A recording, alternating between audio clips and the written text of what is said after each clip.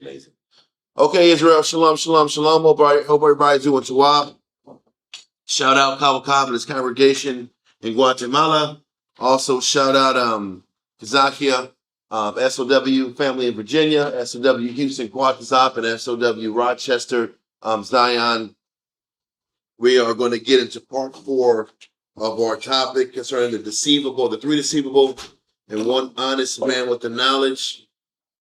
What we're going over is talking about the parable of the seed and the sower.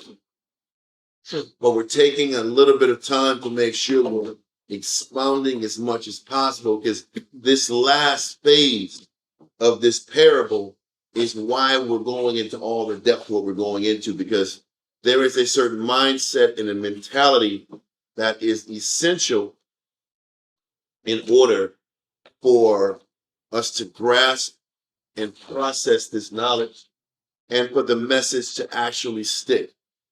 What is super important,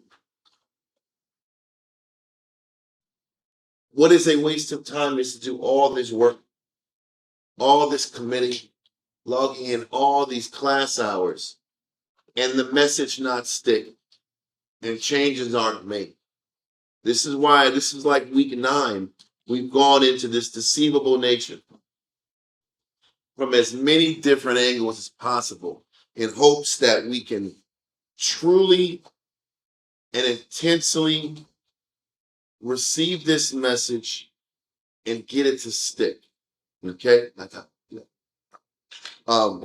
So let's start back up. Matthew 13, verse 18 to 22. Let's start that off.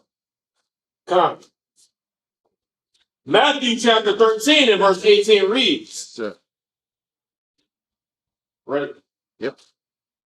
Hear ye therefore the parable of the sower. Now we're going to run through the first 3 examples of the different people that receive this knowledge and how they respond to the knowledge. We're not going to make it about that because we've done that for 3 weeks of it. Continue.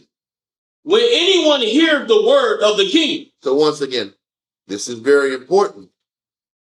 All of us are chosen, are called to get an opportunity to get the word and the lessons and the message that will give you an opportunity to get to the kingdom. Why is that so important? I don't think we take what we're going through and process what we're going through as an opportunity to get to the kingdom. We take what we go through as a burden and an annoyance. Yeah. And this is vexing. This is vexing. That proves many times how ignorant we are. How can our opportunity to gain salvation be a burden, be a frustration, be a vexation? So, once again, verse 19 again, sir. Come. When anyone hear the word of the king and understandeth not. So, a person gets the information and doesn't understand it. Read on. Then cometh the wicked one, and catcheth away that which was sown in his heart. And we've gone over who this wicked one is. The wicked one is Satan, right? But the wicked one is another name for Satan is what? The deceiver.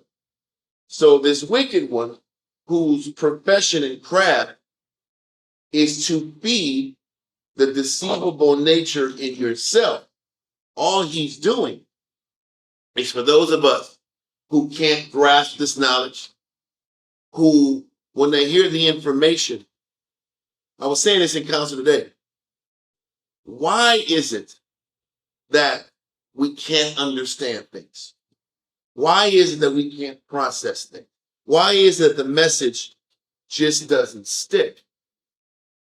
The message fails to stick because there's other things that are fighting for the attention and the priority of that mind, of that spirit.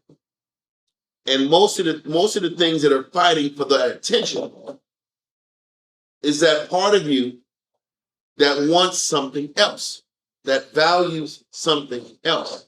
That's that deceivable nature. So a lot of us can't even begin to grasp this because we just value something else in our life. And whatever pursuits, whatever things we have going on in our life is way more important than the pursuit of wisdom. Okay? So when that is the priority in our life, Satan just comes in here and gives you a multitude of reasons why to believe whatever is prominent in your head in the first place. We're going to go multiple verses today that explain that if we don't take the time to choose to fight our thoughts, if we don't take the time to seriously take fighting what's inside of us a priority, then the Most High is going to say, you've made your choice.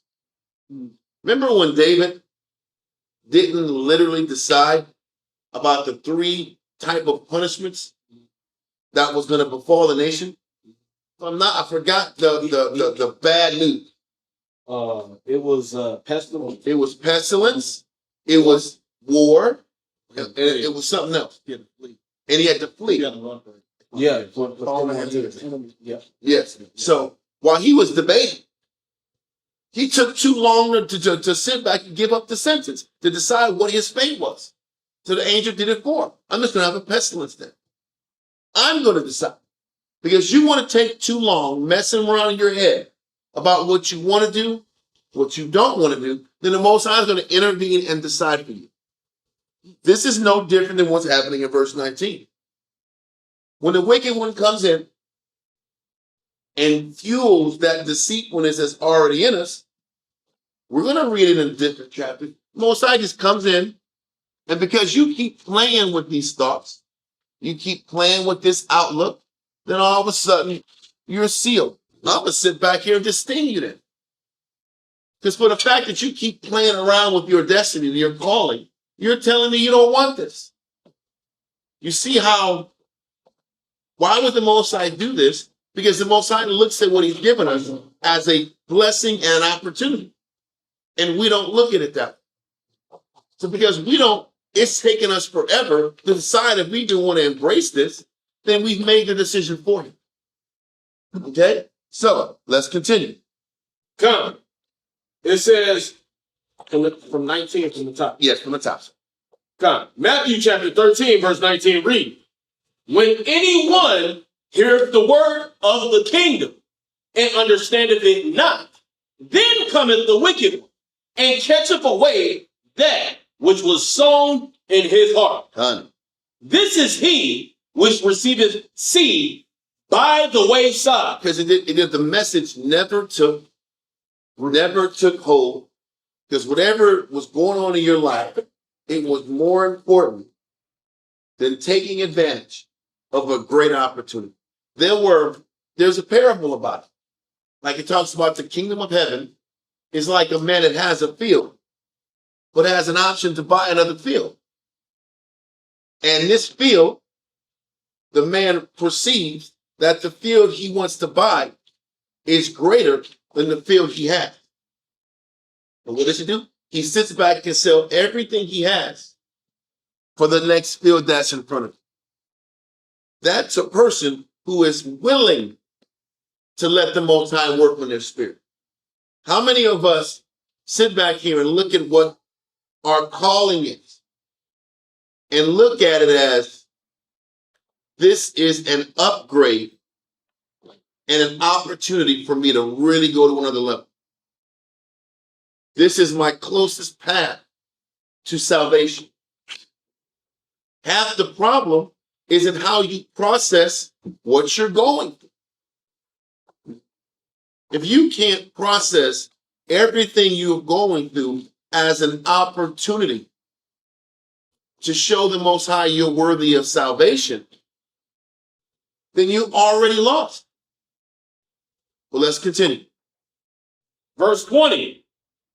But he that receiveth the seed into stony places, the same as he that heareth the word. This person that receives the word in stony places, and we went into all the agricultural examples about the stony places. It's fallow ground. It's hard ground.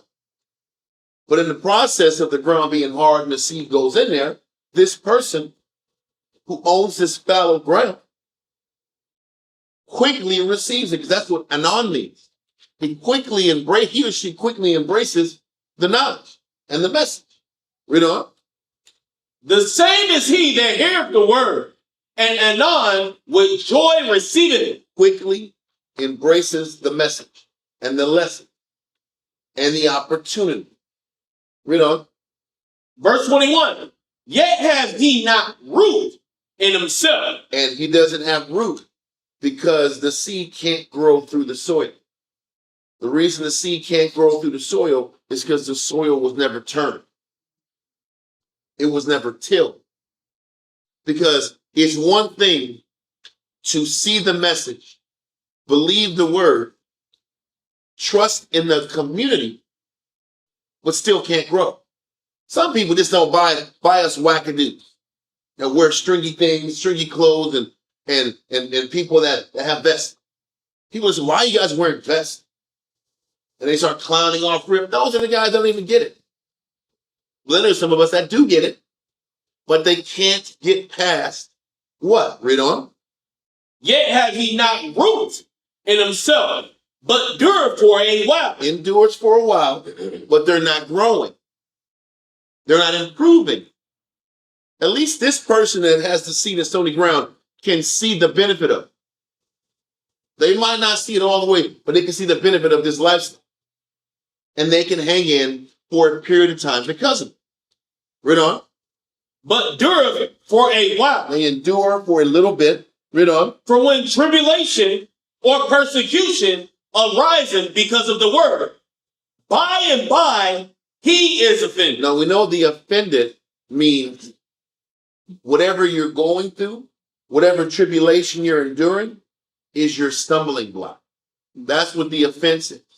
So whatever you're going through is why you fall, is what you get tripped up over. But it also gives us insight about what tribulation is. Tribulation, everything that we go through negatively in our life in the truth, is used to reveal what? How fallow our ground is. The tribulation has to happen in your life to expose the soil and the ground that needs to get worked on. But once again, we can't get past tribulation, and a lot of us fall because these tribulations that happen in our lives, it gives us justification to sin. Because that's what the stumbling block does. For some of us, when you catch hell and things are hard, that's why you sin. This is what happens in marriages. Because I'm going through difficulty with my husband and things are hard and I'm catching hell, I just want to go sin. I want to go left. That's my reason to sin. Same thing with brothers. Because I'm catching hell and going through ups and downs, this is my reason to not respect my husband and not disorder. For brothers, this is because I'm catching hell in my life. This is why I don't commit myself to the work. This is that person. They'll see the word, they'll see the message, but because of what they're going through, there's two ways to look at what you're going through. Either you're going to endure tribulation and understand that you're going through this because the Most High is trying to get you to work on yourself and clean up and turn over that soul in your spirit. Or you're going to sit back here and endure this tribulation and say, this is why I got to leave. This is the sign for me to bounce. The question is, which person are you? Are you the person that's going to be that seed in stony soil? And whatever you're going through is used to reveal what's inside of you that has to get worked on. So you can work on it, or are things revealed to you? And because they're revealed to you, you choose to leave and run from it. This is the explanation of what's happening with a lot of us in the truth. Because a lot of us will know the right thing, know what to do, believe in the truth, and still just don't do it. Because we don't want to put the work in to continue to grow. Listen, when you sit back here and go through this parable, do you think when we finally get to the good, the honest person, where the ground is good, do you really think that person just came into the truth with this perfectly tilled land and this perfect spirit No. Off rip? No. Portions of the field were good. And then as you kept going in the tribulation forced you to do what? Till more of the soil. The tribulation and the affliction is letting you know you need more discipline. So for people who are sitting back here dealing with physical sickness, what's the Spirit telling you? That tribulation and your sickness is revealing to you, you got some more discipline to go. If your body's breaking down, then you have to sit back and operate with more abstinence. If your marriage is messed up, then you better sit back here and be more humble in this arena.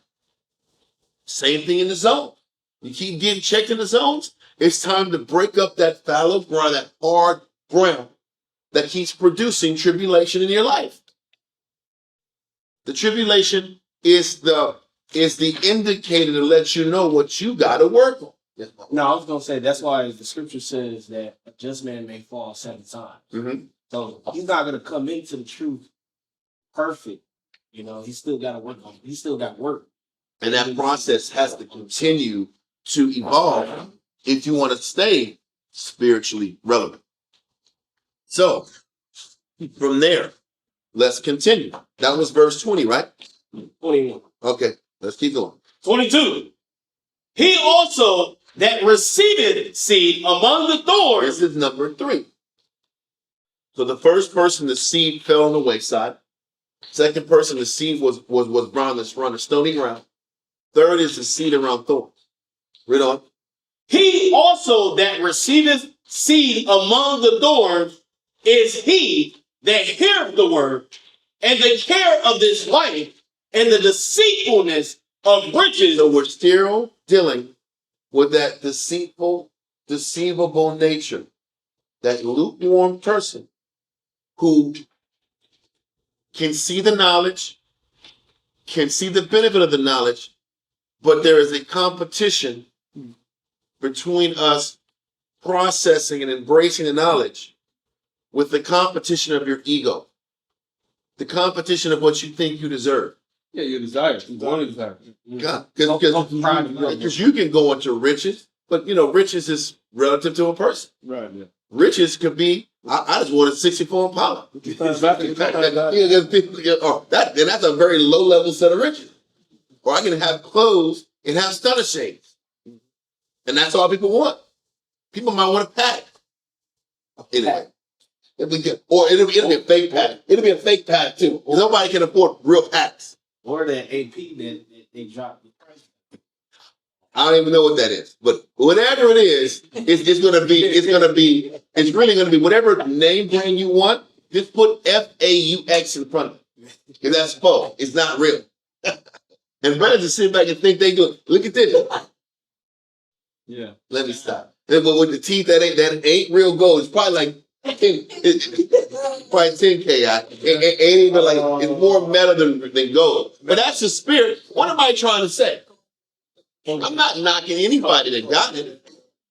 I'm just saying people feel the pursuit for those things, those trinkets, and those things that make a person feel good. That will compete for the greatest opportunity we all have is to gain salvation. Yeah. Because riches, think about this. People will think it ain't about, people aren't here to be millionaires. Some of us might think we have an opportunity, but most of us just want these comforts. Yeah. And the pursuit of these comforts will push us away. It's still the thorny ground because the deceit in us thinks that pursuit has greater value than pursuing the Lord. Pursuing your dream husband. Pursuing your dream circumstance. It's still riches. Yes, sir. Vision boards. That's a real thing. That's a real thing. If you visualize, it's going to happen. I've seen that you do that. Yeah. And that has heavy ties to Satanism. Yeah, The Rosicrucians used to really push that. That is literally tied into Satanism.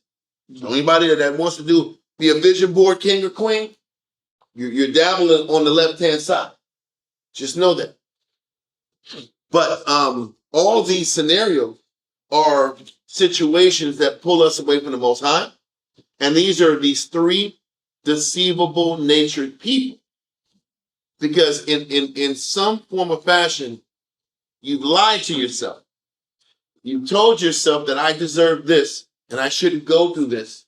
And I'm such a good person. I shouldn't have to be going through the things I'm going through. But in actuality, if we embrace how the Most High gives us a chance for salvation, to obtain salvation, the only way to obtain salvation is to face the tribulation and break up the hard, fallow ground of our spirit in that arena that the Most High is providing the tribulation.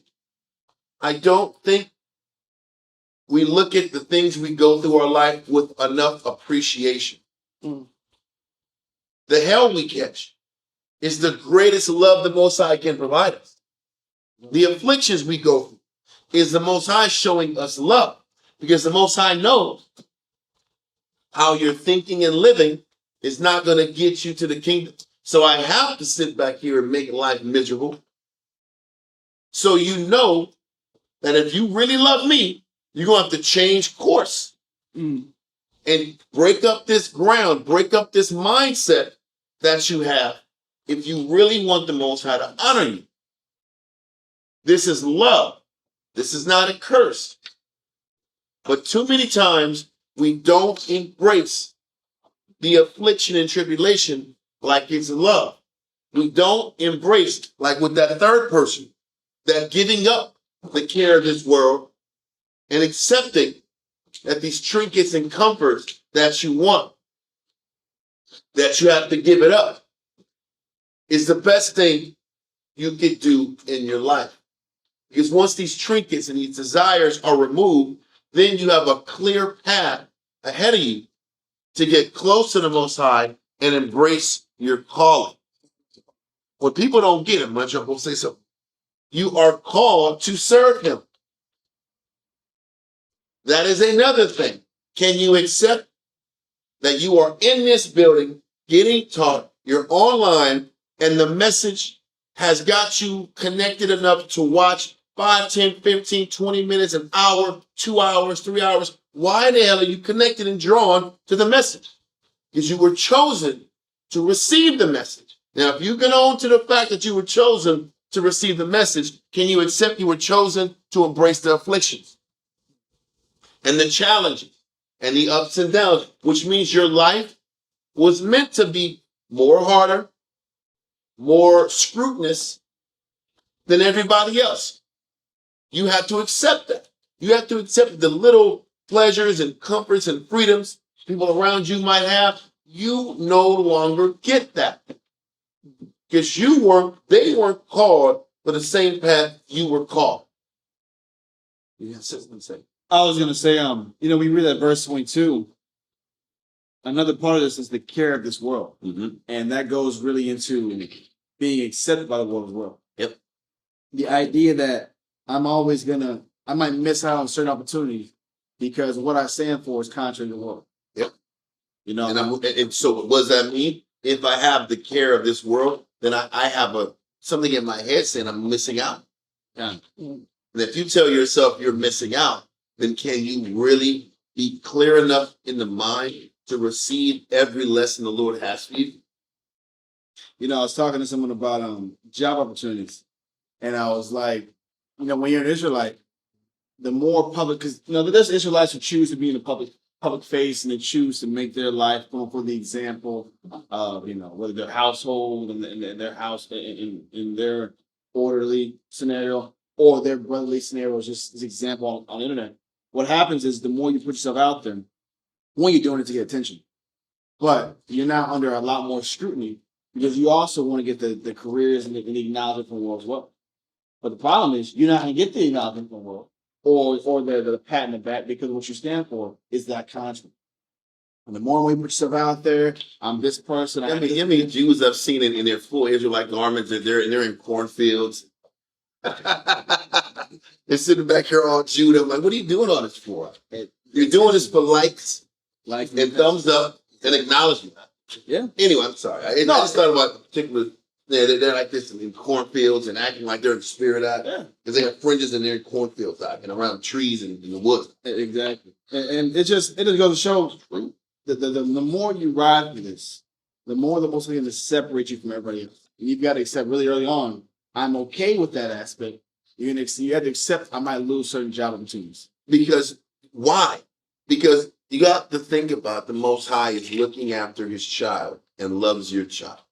If you think about your child, are you going to let your child just run the streets and hang out with whoever influence No. that's around them? Or are you going to sit back here and keep their life very regimented for their protection? And listen, think about parenting. Your kid might like a certain friend, but that friend is bad for them. So what are you going to do? You're going to cut that friend from them. Yep. You're going to cut, and when you cut that friend from them, you're cutting good times away. You're cutting camaraderie away. Yep. You're cutting the opportunity to have great connections and long-lasting friendships. Why?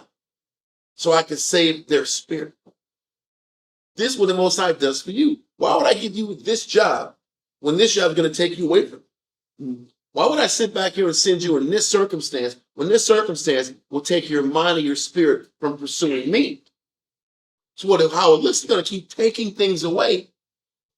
So the only thing that matters is him. This is what it is. He takes the things that make us comfortable away from us. Why? Because he's mean and he's bad? No. He loves you enough to give you chances to pursue him. Don't you? Listen. This is, and I thought about this, whether it's for wives or for brothers. Brothers can sit back and wives can sit back and say all day, this brother's riding me. My husband's hard on me. You know what the world does that? The world doesn't give a damn. The world will just run through you and move on. You think arguing with a grown damn person gets another person off? I just love, and I'm not saying me for me, but a person just loves to argue because we just love arguing. What does the world teach you? If I got to argue, I'll just get on my phone and find somebody else. Am I right or wrong? That's true. That's real. Listen, do you think you're the only fish in the sea? There's a lot of people that can take your spot. You know, Are you really that top fish or are you on the bottom barrel? I'll be completely honest with you. Are you really that baller? No. You see people online, they're sitting back taking pictures and they're acting like they're the best things to slice bread. I'm like, you really front like you doing something? Like, if that's what this is, whoever's with that, if you like it, I love it. But I'm saying, man, you acting like, man, you like the person that's next to you don't got an option. Because he does. Why you walk around here like, man, you're untouchable? What planet are you from that makes you think that? Why am I saying that? People sit back here and think that a person wants to argue with their woman. And they want to sit back and go through all this back and forth and these headaches. That's love. It takes love for a person to go back and forth and engage and counsel and invest. That's love. But people can't see it. Yeah, a lot of times I'm sorry. Just like people can't see when the Most High takes things from us. It's love. And until we learn that, we can't even begin to receive the message and continue to grow. No. A lot of times we find people to co-sign the way we feel about ourselves. Good. And that's part of the problem too. Good. Because the distorted view that we have of ourselves and what we tell ourselves, and we say it's for self-confidence. We boast ourselves up and we find people that affirm how we feel about ourselves. So that's a lot of times why we can't really see what we're who we really are. Because it's easier to tell yourself you're okay than to deal with the monster that's inside you. So let's keep going. Ecclesiasticus chapter 10, verse 18. We finished verse 22, right? No, read 22 again. Let's run through it. I told myself I wasn't going to make it too long. Keep going. Matthew chapter 13 and verse 22 reads, he also that received seed among the thorns is he that heareth the word, and the care of this world and the deceitfulness of riches choke the word, and he becometh unfruitful. What we're reading is all the deceivable people allow distractions, head trips, selfishness, selfish motivations to compete too much with the message. What Christ is showing us is that in order to actually grow, you have to, one, identify what's competing with the process of getting closer to the Most High and remove it. That is why you go through affliction, is to recognize what is competing with your walk in following Christ. Yes, sir. Yeah, because the Most High said he wanted us to have a singleness of heart. He wanted our goals and aspirations to be undivided and focused on devoted. Because he's a jealous power. Yeah. If he's a jealous power, he only wants us to learn to fixate on him and go to him to be provided for. And the problem with us is we don't want to sit back and exclusively depend on anybody. And that's where our sickness is. Options. We want options, we want other things to tap into to bring about our happiness. So, with that being the case, Ecclesiastes chapter 10, verse 18 and 19. Going back into that pride and that deceivable nature. We're gonna get back to the point though. Read that. Ecclesiastes chapter 10 and verse 18. Pride was not made for men. The problem with this, Mosai said, we were not created with the intention to have other things competing with the Lord. We were born with it. We were born with that corruptible seed, but we were not intended to allow our ego and how we feel and what we want out of the deal to compete with our pursuit of serving the Most High in Christ. That's not what we were created for. In previous classes, we talked about how pride ties into that deceivable nature. Well, let's keep going. Ecclesiastes 10 and verse 18. Pride was not made for men, nor furious anger for them that are born of a woman. Read on. They that fear the Lord are a sure The seed. ones that fear the Lord, meaning they fear the Lord enough to make him priority. Your path and the direction you go is for sure. Because this is the situation. A lot of us are trying methods, are following instincts, or following emotions and feelings that are unproven. Who wants to live a life and waste 5, 10, 15, 20 years following hunches and feelings that probably aren't going to work out? Mentalities that probably aren't going to benefit you spiritually down the line. He says, for those who fear the Lord, that means their decisions, their thinking, how they act are going to line up directly with how the Most High wants them to. The person who knows how to follow exactly how the Most High wants them to do things, their path is sure. Their path is secure. You're guaranteed not to fail. We talked about vanity a few weeks ago, about how the biggest thing that irks people with vanity is the waste of time. The Most High hates that vain person because we don't have time to waste. Yeah. So if we don't have time to waste, the best thing a man or woman can do is have a sure path by following the Most High's way exactly the way you're supposed to go. Read on. That's one of the reasons why David was so great, Come. because he actually requested that. He said, "Teach me thy way, O Lord. I will walk in thy truth. Unite my heart to fear thy name." Come. He actually requested that. Exactly. He figured that out. That's why David was the template Yes. of how we're supposed to follow the Lord. Because all he cared about was following his way. And that path is sure and guaranteed. Let's continue. Ecclesiastes 10 and verse 19. They that fear the Lord are a sure seed, and they that love him an honorable plant. So once again, that honorable plant, the sure seed, that ground had to be fertile as heck. Because if I am making sure everything is done the way the Most High wants me to, then you know I'm breaking that fallow ground in my spirit so I can produce and grow and be the best version of myself I can be.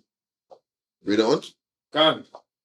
They that regard not the law are a dishonorable seed. There's a group of people that just doesn't value serving the Most High. And that group of people, their main focus is their pleasure and living a vain life. Why is it a vain life? Because it's not going to end up benefiting yourself in any way spiritually.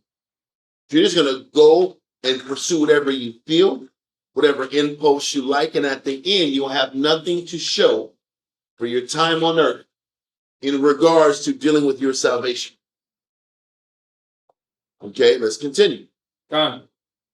They that regard not the law are a dishonorable seed. So you have the ones who are committed to the Most High and others that are not committed to the Most High and are very blunt and direct about that. Then you have everybody else in the middle. Read on. They that transgress the commandments are a deceivable seed. The ones that transgress the commandments. The ones that transgress the commandments are also following some of the commandments. Yeah. It's not just you're just a full-time transgressor. It's not that. You're not 24/7, 365 breaking the law. That's a dishonorable seed. The one in the middle that's deceivable wants to pick and choose what they want to change. And then also pick and choose what they don't want to change. That's the liar. Because that person thinks they can pick and choose humility and gain a reward at the end. And this is how a lot of us operate. Because when you sit back and read Matthew 13, there's a lot of Israelites that will fall by the wayside and not make it, even though they believe in the scriptures. Or they see the word and they can understand the word. Those are those ones in the middle. You understand it and you see it, but you still don't choose to embrace it. You still don't choose to live your entire life for or behind it. So once again, that is that deceivable seed that all three of those individuals that are talked about in Matthew 13, the number one issue is that they choose to believe their lie. That's the reason I went there. Now, since we know that they're choosing to believe their lie, let's go to the next verse. 2 Thessalonians chapter 2, verse 10 through 12. 2 Thessalonians chapter 2, verse 10 through 12.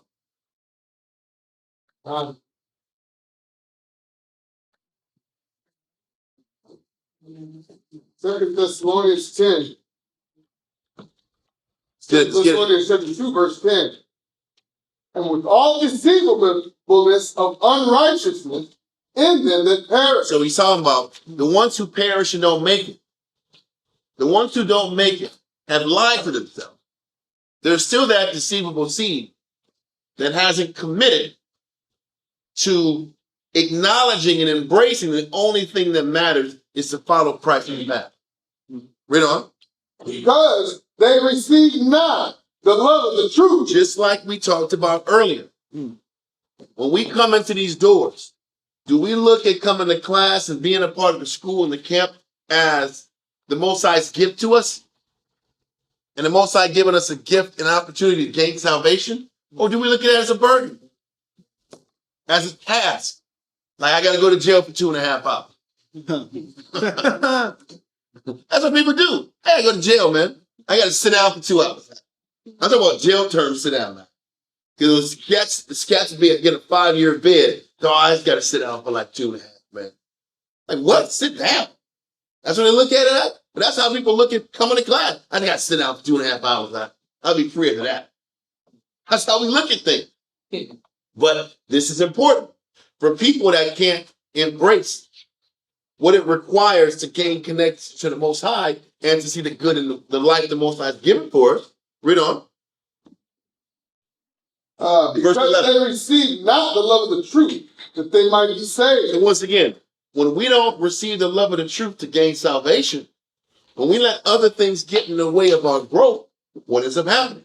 Come on. Verse 11. At verse 11, and for this cause the Most High shall send them strong delusion, that they should believe a lie. This ties into what we were saying about David earlier. We sit back here and play with this path long enough. We play with deciding if we want to find the happiness in serving the Most High. We play with the idea of, is this the life for me long enough? Then what is it going to do? Okay, you've made your choice. You don't value me. You don't value the opportunity I'm giving you. Then I'm going to sit back here and whatever little good you had in you, I'm going to sit back here and convince you myself that this was a waste of time. Remember in, I think it was Kings, when the question was about who was going to lie to the northern kingdom king. Ahab. Who's going to sit back here and lie to Ahab and convince him, or not lie, but convince Ahab to go and fight at Ramoth Gilead? Then there was a bunch of deliberation and counsel. There was this angel said, I'll be a lying spirit. But that lying spirit came from who? The Lord. Which also means the deceiver spirit came from who? So Satan works for who? Because you know what? So what the Most High is saying is he's watching how we move. And we are showing the Most High that we're really not serious about the change that's provided for us. What we do is, instead of embracing the opportunity for salvation, we're complaining, kicking and screaming every step of the way. And if we're complaining, kicking and screaming about the path the Most High is, or the opportunity the Most High has given us, what he's going to do is what? Okay, then you want to believe a lie. So let me sit back here and send a delusion to you to convince you that leaving is the right thing to do. But that convincing that leaving was the right thing to do was predicated on you not wanting to be here in the first place. So the Most High just sits back here and finally gives you what you want. You want to be lied to?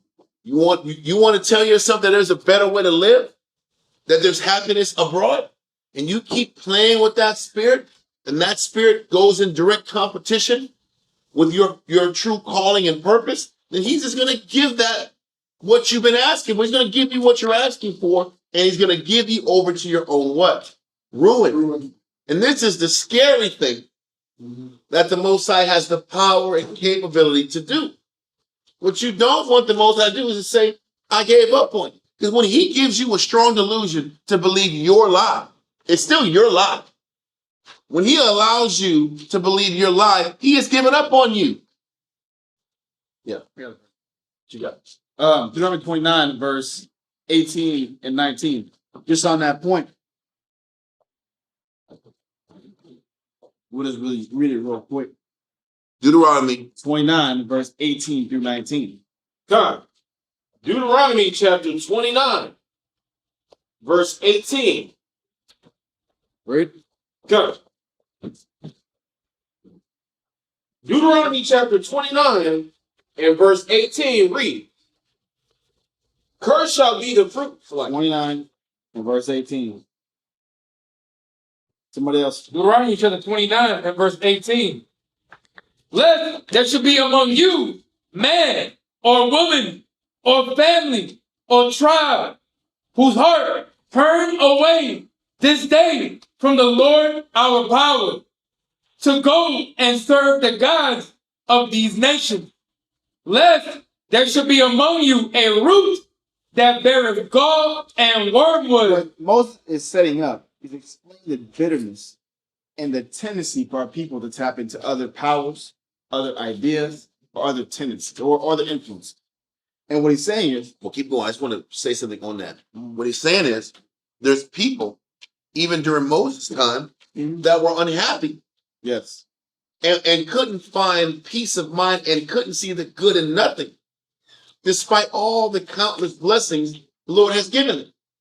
even on that, there was gonna be people that couldn't see they were getting blessed because they still weren't in their kingdom, but they're about to be in their kingdom. They're about to have their land. They're about to have their own prosperity, their own kingdom, and they weren't still going to be happy. It was a prophecy of what was about to happen. You're going to get this land, you're going to get this opportunity, and there's going to be some of you, a lot of you, that are still going to be bitter. You know why? Because he saw how they were operating before. Yeah. And he's like, they're going to get it and they're going to still be unhappy. Yeah. How many people do you know in the truth? They're always looking like Dora.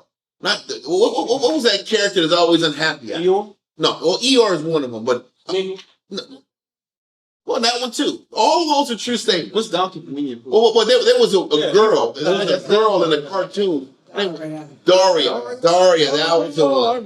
Daria is always unhappy. Everything is melatonin. Then you have there was another one that was always unhappy. Debbie Downer. He's always bringing the vibe down. Always unhappy. They're always sad. They're always going to see the clouds in the sunshine. You're not going to see the sunshine. I'm going to see the clouds. And I'm going to find, oh, it's overcast over there. Yeah. But it's sunny right in front of you. Buzz Killington. What's that? Buzz Killington. Buzz Killington. I'm going to look at that one. Look that one up. That's it. But listen, why is it? Because there's a lot of people, despite all the blessings in front of you, they're going to be a bunch of buzzkills. Unhappy and sad and dejected because it's not enough. It's cool, but it could be better. Yeah. But do you put better works in to get better? No. You want good to fly out of the sky and fall in your lap when you have 10-cent effort. That's the craziest. We produce 10 cents worth of sacrifice and humility and want caviar. I'm sorry. No, and the scary thing is when you read the chapter before, it was that Moses was explaining that you're gonna get hit with. We have gas station effort. Gas station hot dog sacrifice. Yeah. Gas station. Listen, and it's not even like the enriched colored wheat bread that's really white bread that they colored it with wheat. It's pure hard white bread out. With the relish that's been out there for like 3 days in a row out. And it's like the nasty hot dog. I mean the ketchup that has all the residue from like multiple meals throughout the week side. And you're sitting back here eating the residue. That's what this is. That's the level of effort we produce. But we want the filet mignon, blessed God. That's the truth, God. When we're unhappy, we're just so dejected because life hasn't worked out the way we want it to. But we didn't live honorably enough to get what we want. I'm sorry, keep going. No, but the crazy thing is when you read the chapter before, Moses was explaining that you're going to get cursed if you don't serve the Lord with gladness and joyfulness of heart. That was part of the condition. Mm-hmm. If you don't serve me with gladness and joyfulness of heart, I'm going to curse you. Deuteronomy 28, God. But read verse 19. People who are unhappy, who are bitter, and whose mind is towards their idols are going to say this in their heart. Read.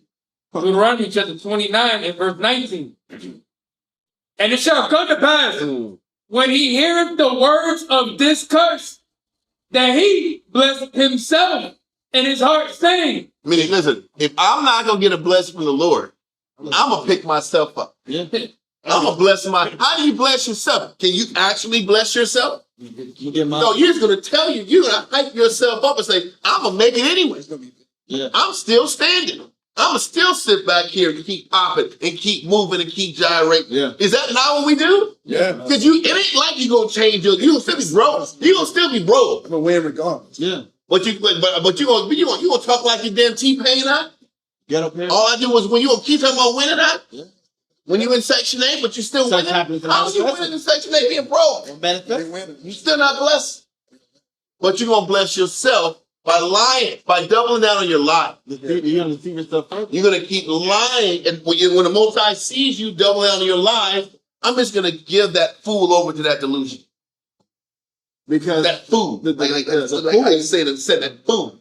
the liar was already wanting of his understanding. He was already, it's going to refer to him as being dehydrated, thirsty. Dehydrated? I use Dehydrated of wisdom? But thirsty, you lack, you were thirsty of wisdom. But this mindset that you add on top of it, the delusion that you tell yourself, I'm going to be all right regardless. I don't need to lock in. I don't need to change. That is what we call drunkenness. Read that. God. And it come to pass, when he heareth the words of this curse, that he blessed himself in his heart, saying, I shall have peace, though I walk in the imagination of mine heart, to add drunkenness to thirst. What is he saying? He says, regardless of what happened, On top of the fact that I'm lacking, I'm already lacking. I'm gonna be more disconnected, even though now I'm gonna be lacking and disconnected. And disconnected. Crazy. No longer sober minded. Meaning my direction, my action is always going to be contradictory. And the Most High is going to give you over that spirit. But he's gonna give it to you because that's what you asked for. You didn't want to change your condition. Because you know why? Because it feels better to keep lying to yourself than to realize how much of a mountain you have to get right. Yeah. And that's that lying spirit in a nutshell. So if you want to keep lying and more like, then I'm gonna let you walk off and not hear sound counsel and let you go on your own devices. Because if that's what you want, then I'm gonna give it to you. You're gonna walk around smiling like you won until you don't gain salvation. So you lose it all? Have you ever seen the movie Knowing? Yeah. It's like been going crazy. The show's been on a lot lately. And Knowing was about this MIT teacher, Nicholas Cage, was in it. And he found out that all these people, like on a certain day, he knew when the end of the world was going to come. Because this lady, 50 years earlier, wrote in this time capsule, all the calamities over the last 50 years were prophesied by this woman. And the last date, it was everyone else was going to die. And he's sitting back here doing everything he can to stop the 4 or 5 natural disasters that was going to happen before the end of the world. And he can't help. And then he got to when it came to the end of it, it was such a somber vibe. He drove back to a strange family's house. He's driving like 25 miles an hour. There's robbings and pillagings of the city. The whole place is collapsing. And he just goes home, talks to his father, tries to make things right out. And everybody, all his brothers and sisters, they all got a death sentence. But his son made the kingdom. His son got picked up. And everybody else, they just huddled together, and they knew they was about to die. And it was such a scary reality. Yeah. Because this guy was living his life, doing his thing, making it about him, not believing in the Most High. Everything was logic and his confidence, and all of it was a waste of time. It was vanity. Yep. Because he sat back here and followed his feelings and instincts and never gave the Most High any credence. The worst part of the movie was the angels with white boys out with blonde hair. Yeah. They were like pale white boys with blonde hair. Like, that's the only thing that was like fugazi. Everything else was really cool. What's the point? The scary thing is that we're going to walk in our delusions and at the end realize you wasted your time. And it was all for nothing. Working your bare minimum gig, your low-level pursuit still got you nowhere. That's what hopefully should shake us out of our stupor and our delusion to get us right back on track. You know, because one thing we don't realize, one thing that natural disasters do for us, it makes you see that God's real. Because when you look at what's going on in Venezuela right now, there's about 60,000 people that are missing, that are under buildings. They're still trying to pull them out. It's confirmed 1,000 dead, another 5,000 that are injured. And they always put like the microphone to the rumble, and like they're looking for you here, and the little kids are screaming. You know, mothers are screaming. They're down here. You help. You know, the people are just devastated. They're crying on camera. There's not enough heavy machinery to move these heavy buildings out the way. Why isn't America going out to help?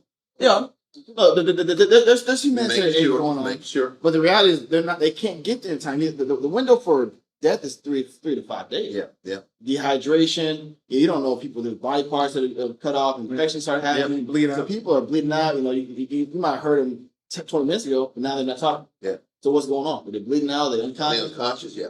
But when you look at what was going on the day of the earthquakes, they were doing satanic rituals. That I literally, there was, I don't know what the tribe was, but they were like, it's like a couple hundred people. They were like, they were saying, bring on the earthquake, bring on the earthquake, bring on the earthquake. At the same time, they're saying that the earthquake started, the buildings started falling down. There's videos on this online, but it's circulating online. Other parts of the same country, they're serving their little idol, whatever it was. But it wasn't until the buildings started falling down where now they're praying for Jesus. Now we need God to come help. This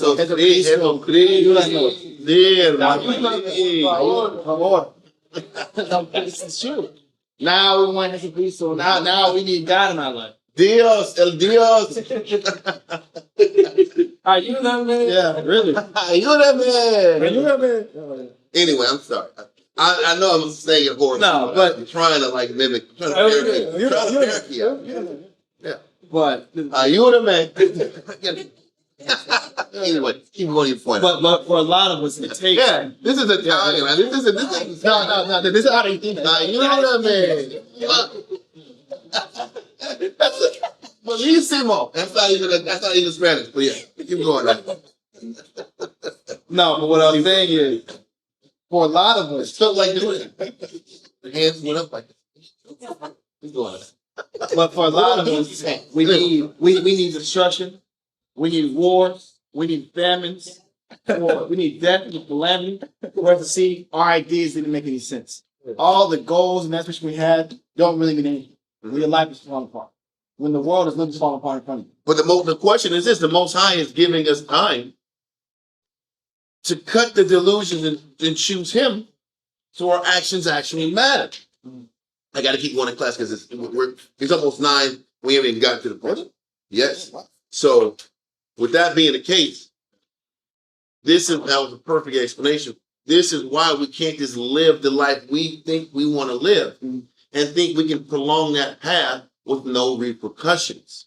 It starts with gratitude and appreciation for even being in the position, have an opportunity to learn and grow, so that your life actually matters, so that what you bring forth to the table actually matters.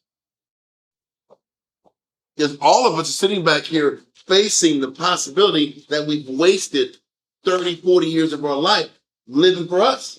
And the Most High is giving us a chance to reverse that and come to Him and have our life and our actions actually matter and actually could go towards something positive. Don't waste your time doing the work Huh? because you're complaining. Like, did that mean, so if I'm complaining in the work, is it really counting? No, I'm wasting my time. And then it will come a point when most of them like, you know what? You're wasting my time. You don't want to be you don't want to be here anyway, so just think and live how you want to live and go. But the Most High is going to do that. Yeah. So let all that go. Go now to Isaiah 6. Was that? You want to finish 2 Thessalonians 2:12? Yes, let's do that. Okay. 2 Thessalonians 2 and verse 12 now. That they all might be damned who believe not the truth, but have pleasure in unrighteousness. So the Most High will cut you off and give you over to your own lives, and you'll stop giving a damn about you. Like, then be damned then. Yeah. If you're sitting back here and you don't care, you're not sure, you don't care, you're not sure. Listen, it's like you ever see those Love Island shows? When the chick she just ain't sure she wants to deal with you. You know what you gotta do? You gotta cut this thing off and go to somebody who want to deal with you. Why waste your time? Yeah. You want to play this? I'm not sure. I kind of like Jeff, but Greg is so cool too. Well, I'm gonna make this decision really easy. Go to that dude. Go to that 5-letter word over there. I'm getting out of here, man. I'm not gonna sit back here and compete with this sucker over here, right? This square. No. I'm not gonna compete with this square. You can have that. Yeah. I'm not gonna be in the middle hoping and wishing that you choose the right way. Listen, man. Anyway, just keeping it real. That's a wasting of energy. But the Most High is the same way.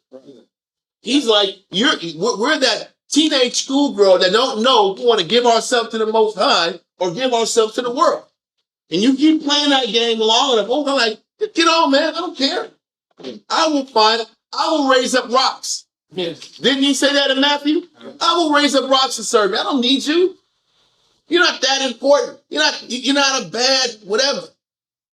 You're not as bad as you think you are. You're not as much of a commodity as you think you are. The Most High will just move on from you. And he says, let them be damned who believe not in the truth, but have pleasure in unrighteousness. I mean, they have pleasure to live the life they want to live. The Most High is like, eventually, you're going to have to make a decision. Are you going to please me? Or are you going to please yourself? And if we keep fighting for us, he's going to give us over to that thing.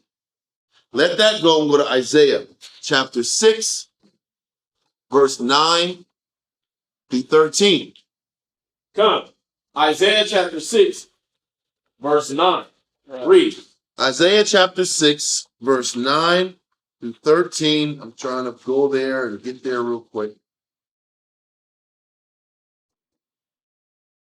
Yeah, read that, sir. Isaiah chapter 6 and verse 9 reads.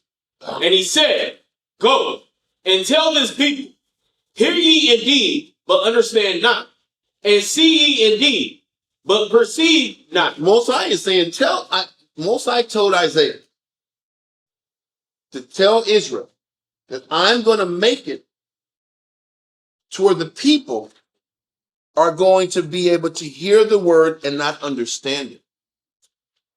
That's the Most High when he finally turns his back on you. When he finally turns his back on you, the message ain't going to stick no more.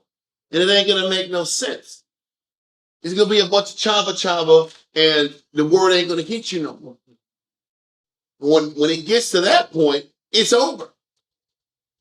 He said, tell Israel, because he's like, by the time we got to Isaiah 6, the Most High was sick and tired of us because we kept choosing our life over him. So he said, Isaiah, tell these people, I'm done with them. And you can teach them all day long, but it's not going to stick. So pretty much the Most High gave Isaiah an impossible job or a waste of time job. You're going to teach Israel until you die, and they're not going to receive it. And I made it so. You see that transition from we having possible control over our destiny until the Most High makes that choice for us? That is scary as hell. And this is why certain people will have a certain salvageable spirit on them. Then all of a sudden, they're a different person and they leave. You're like, what happened to this person? What happened to this person? Most High said, I'm done with them. They played with me long enough. They were operating dualistic long enough. So I'm going to move on and cut my ties with them. And that's what he does with us now. He's done it that way with us in the past. So read verse 9 again. Come. And he said, go and tell this people, hear ye indeed, but understand not, and see ye indeed, but perceive not. So the Most High can literally take away how we process things, how we spiritually process things. Like, I'm taking away Israel's capability to process the message because we aggravated him. And like in Wisdom of Solomon 1, we tempted him long enough. That's what Moses says, tempt not the Lord. What does tempting the Lord mean? Hold that real quick and go there. It's Wisdom of Solomon, chapter 1, verse 1 and 2. Come. Wisdom of Solomon, chapter 1 and verse 1. Love righteousness. So he's saying you have to love doing that which is right. Read on. Ye that be judges of the earth. The ones that will judge the earth are the ones who will make the kingdom. Read on. Think of the Lord with a good heart. In order to love righteousness, you have to see the good in everything the Most High puts you through and not be a Debbie Downer or a Daria or seeing the works and things. Or what was that guy you had? Buzz killing. Buzz Killington. I would imagine he's British. Yes. And he probably had bad teeth. Just talking. Yes. Okay. Or Snoopy with the cloud. No, that wasn't Snoopy. That was Linus. Linus. That was Linus. Linus. Keep going. And in simplicity of heart, seek him. You know why? Because when we start getting into the complexities of why things happen, it's where sin comes in. Yes. We have to have the capacity to sit back and endure something and simply say, this is what the Most High wants. Right. Because anything else is sin. Because too many of us our IQs are too good and too high to serve the Lord. Yes. Listen, there's some of us that have to figure it out and pick up our mental intelligence. And some of us are too smart for our own good. We're too cerebral. But what about this? Why this? Why that? Why did it happen this way? I've seen all these patterns. Just because you were good at memory, that damn game memory, doesn't mean you can take that mindset into living spiritual. Just because you can match certain things and you can match statements and you didn't say it this way, just because you can do that, doesn't mean you can't take that skill and serve the Most High. An example of simplicity of heart is like when I lost the custody battle for my son years ago. I could either blame the judge, I could blame my lawyer, Paperwork, Yeah. withholding evidence. Oh, you can go into all the technicalities you want. or it's the Most High didn't want me to have my son right now. Yep. Because he wanted me to learn a different lesson. So go back and study and keep serving me with gladness and joyfulness of heart. That's simple. Yeah. Now, what does he want more from me? Let me find out what else Our mind, but what about this? What about that? What about this? What if about I had a that? better lawyer, Yeah. if I had a better judge. Yep. That's not simplicity. That's complex. It's the Lord wanted me to have it, or he did not want me to have it. Now be patient and keep doing the right thing and continue to do the right thing while you wait. Because when we start getting complex, then we're complaining. Then we just can't accept the judgment. Then we're off. Then we want to sit back here and think about what if I would have did this 15, 20 years ago, maybe I wouldn't be right here. How many of us think like that? I never would have met. If I would have did this, everybody want to go back to the future like Michael J. Fox. Man, this would have punched Biff in the face. My whole life would have changed. I never would have met it. Like, what kind of craziness is this? Then we got to step back here. We're thinking about Biff and all these things. I would have played the music a certain way. My life would have changed stuff. Israel does that too. Being complex. Being overthinkers. If I would have wore this outfit, then things would have changed up. Like, what? Anyway, read on.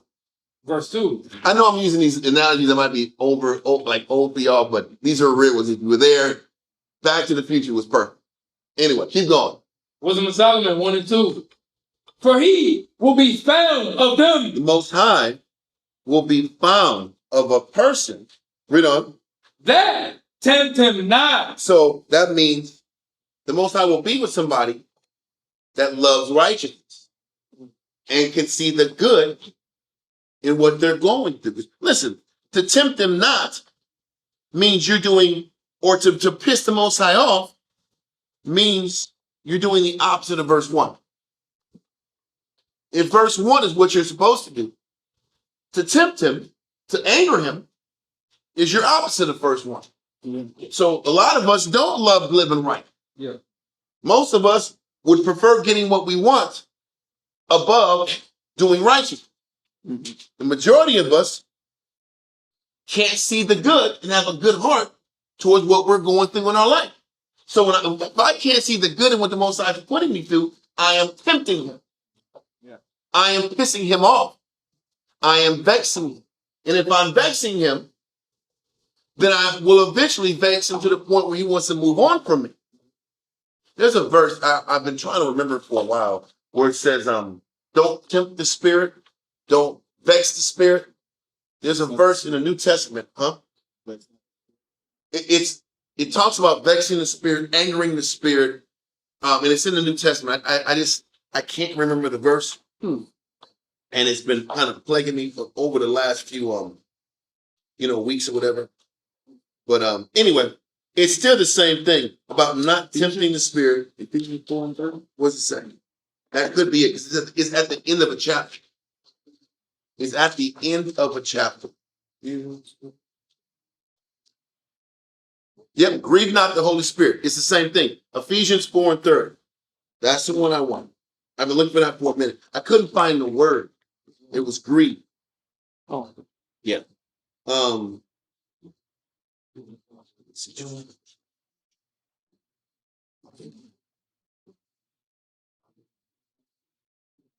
Read it. God, Ephesians chapter 4, verse 30.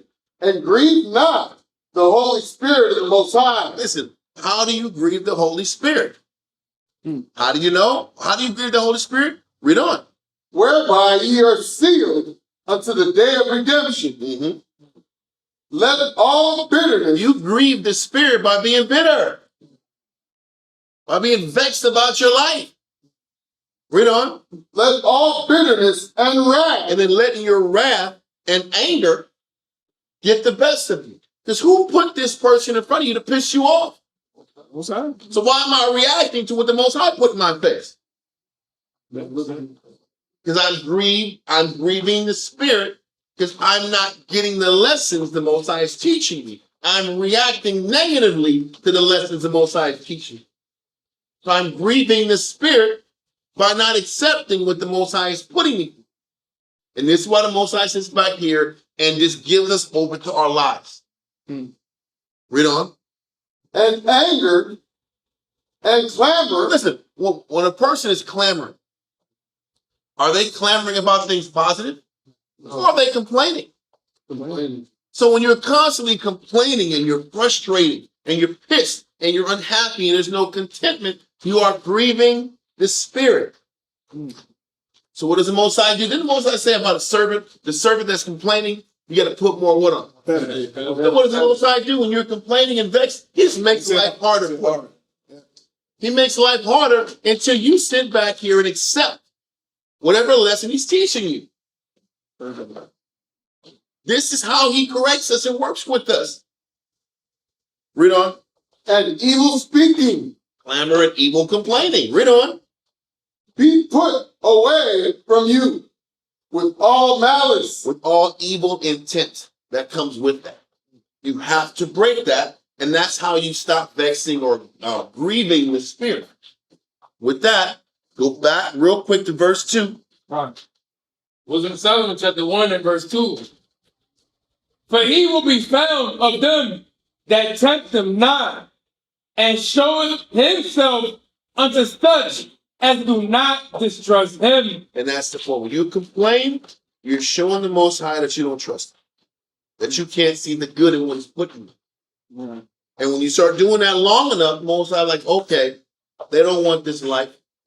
This person doesn't want to serve me, doesn't value me. I'm going to let them go.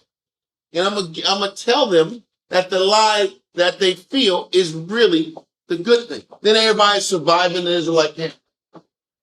Then they go into their complaints about an Israelite camp. The Most High took his Spirit away from them. He took a great opportunity for us to gain salvation, and he took it away so you can choose your own delusion, your own lie. And this is explaining the 3 deceivable seeds we talk about in the parable of the seed and the sower. Are we clear? Okay. Let's go to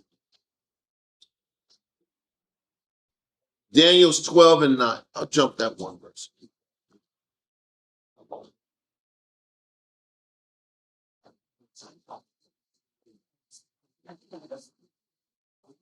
Daniel chapter 12, verse 9 read. It's 12 and 9 and 10. Got it. Daniel chapter 12 and verse 9 reads. Wait, I'm sorry. Did I finish Isaiah 6? No, you didn't. Let's go back. I'm going too fast. Isaiah 6 and 9. Isaiah chapter 6 and verse 9 Right reads. here, And he said, Go and tell this people, hear ye indeed, but understand not, and see ye indeed, but perceive not. So this is the Most High literally taking the spirit of understanding out of our mind. Read on. Make the heart of this people fat, and make their ears heavy. And so he says, make the heart fat. What does that mean? I'm going to give you a false sense of what? Of confidence and security. I'm going to make you feel like everything's going to be okay. And this is the Most High actually cutting us off. He will cut us off and let us walk around here telling ourselves we are good. I'm living my life. Everything's going to be okay. The doom and gloom is over. Back to living life. Read on. So read that verse 10 again. Make the heart of this people fat, and make their ears heavy. Make their ears heavy or dull from hearing. So you're not going to be able to hear the message the Most High is giving you. You're going to walk around with a false sense of security. Read on. And shut their eyes. And shut their capability to understand the message and the lesson. But once again, this happens after the Most High is continually talking to us and we just don't listen. So after a while, when we keep choosing the lie, he will make us believe the lie. That might take a couple years.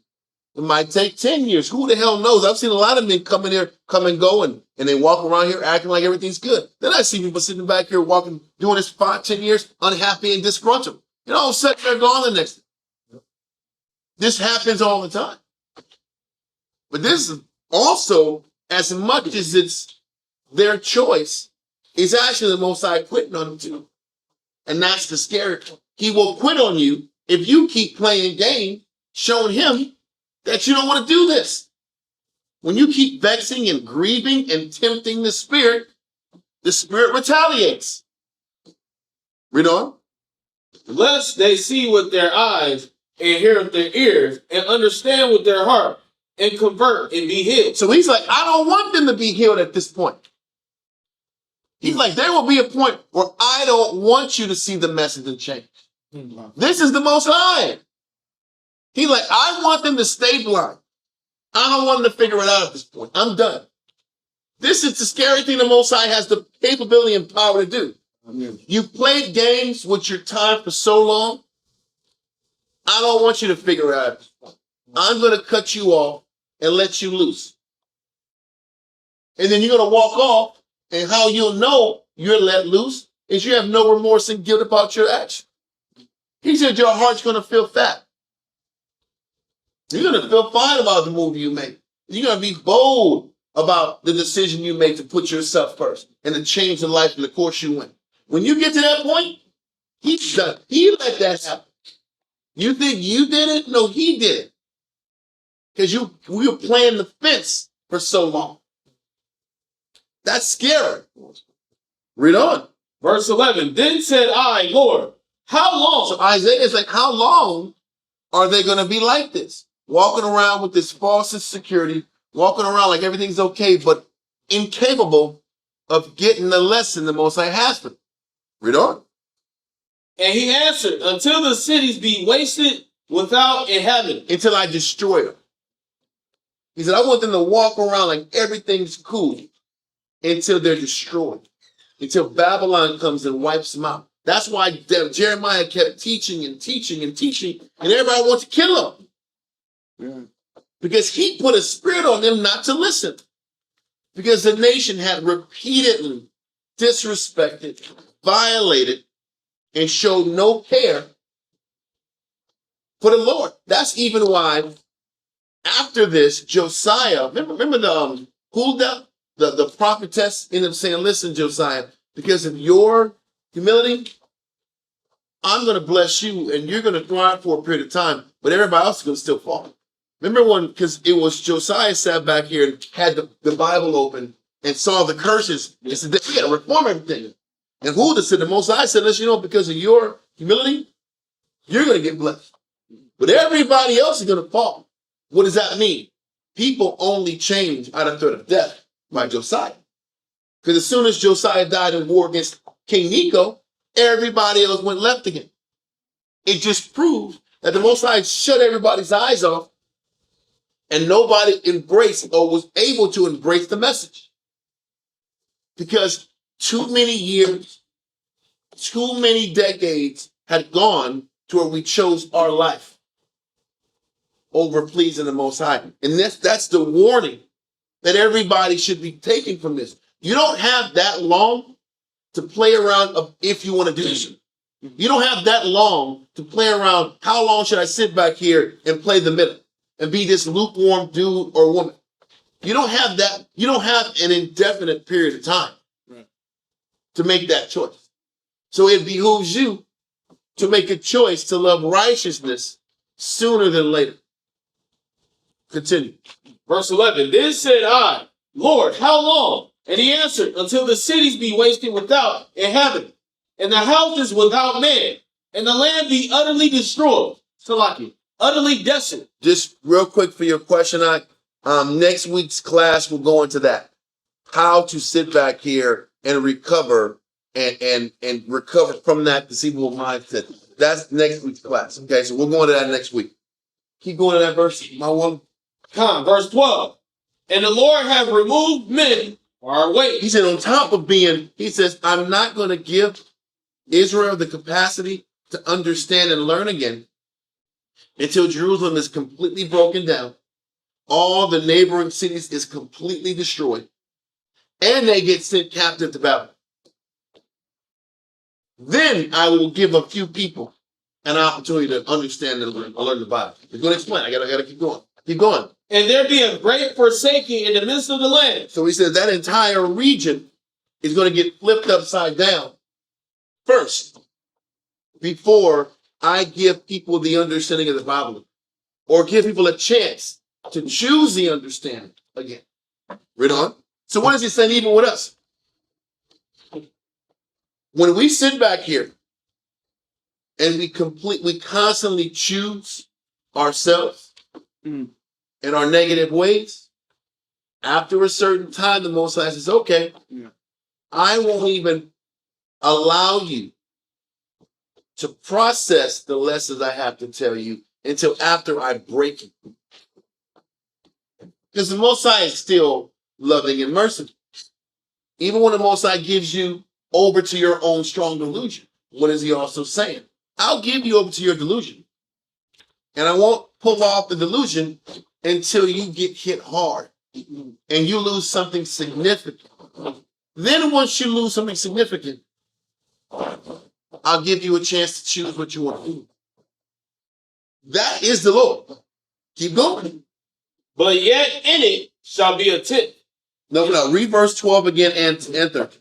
And the Lord have removed men far away, and there be a great forsaking in the midst of the land. So that has to happen before you get a chance to even show the Most High that you want to change. And continue, read on. So while you're in Babylon, read on.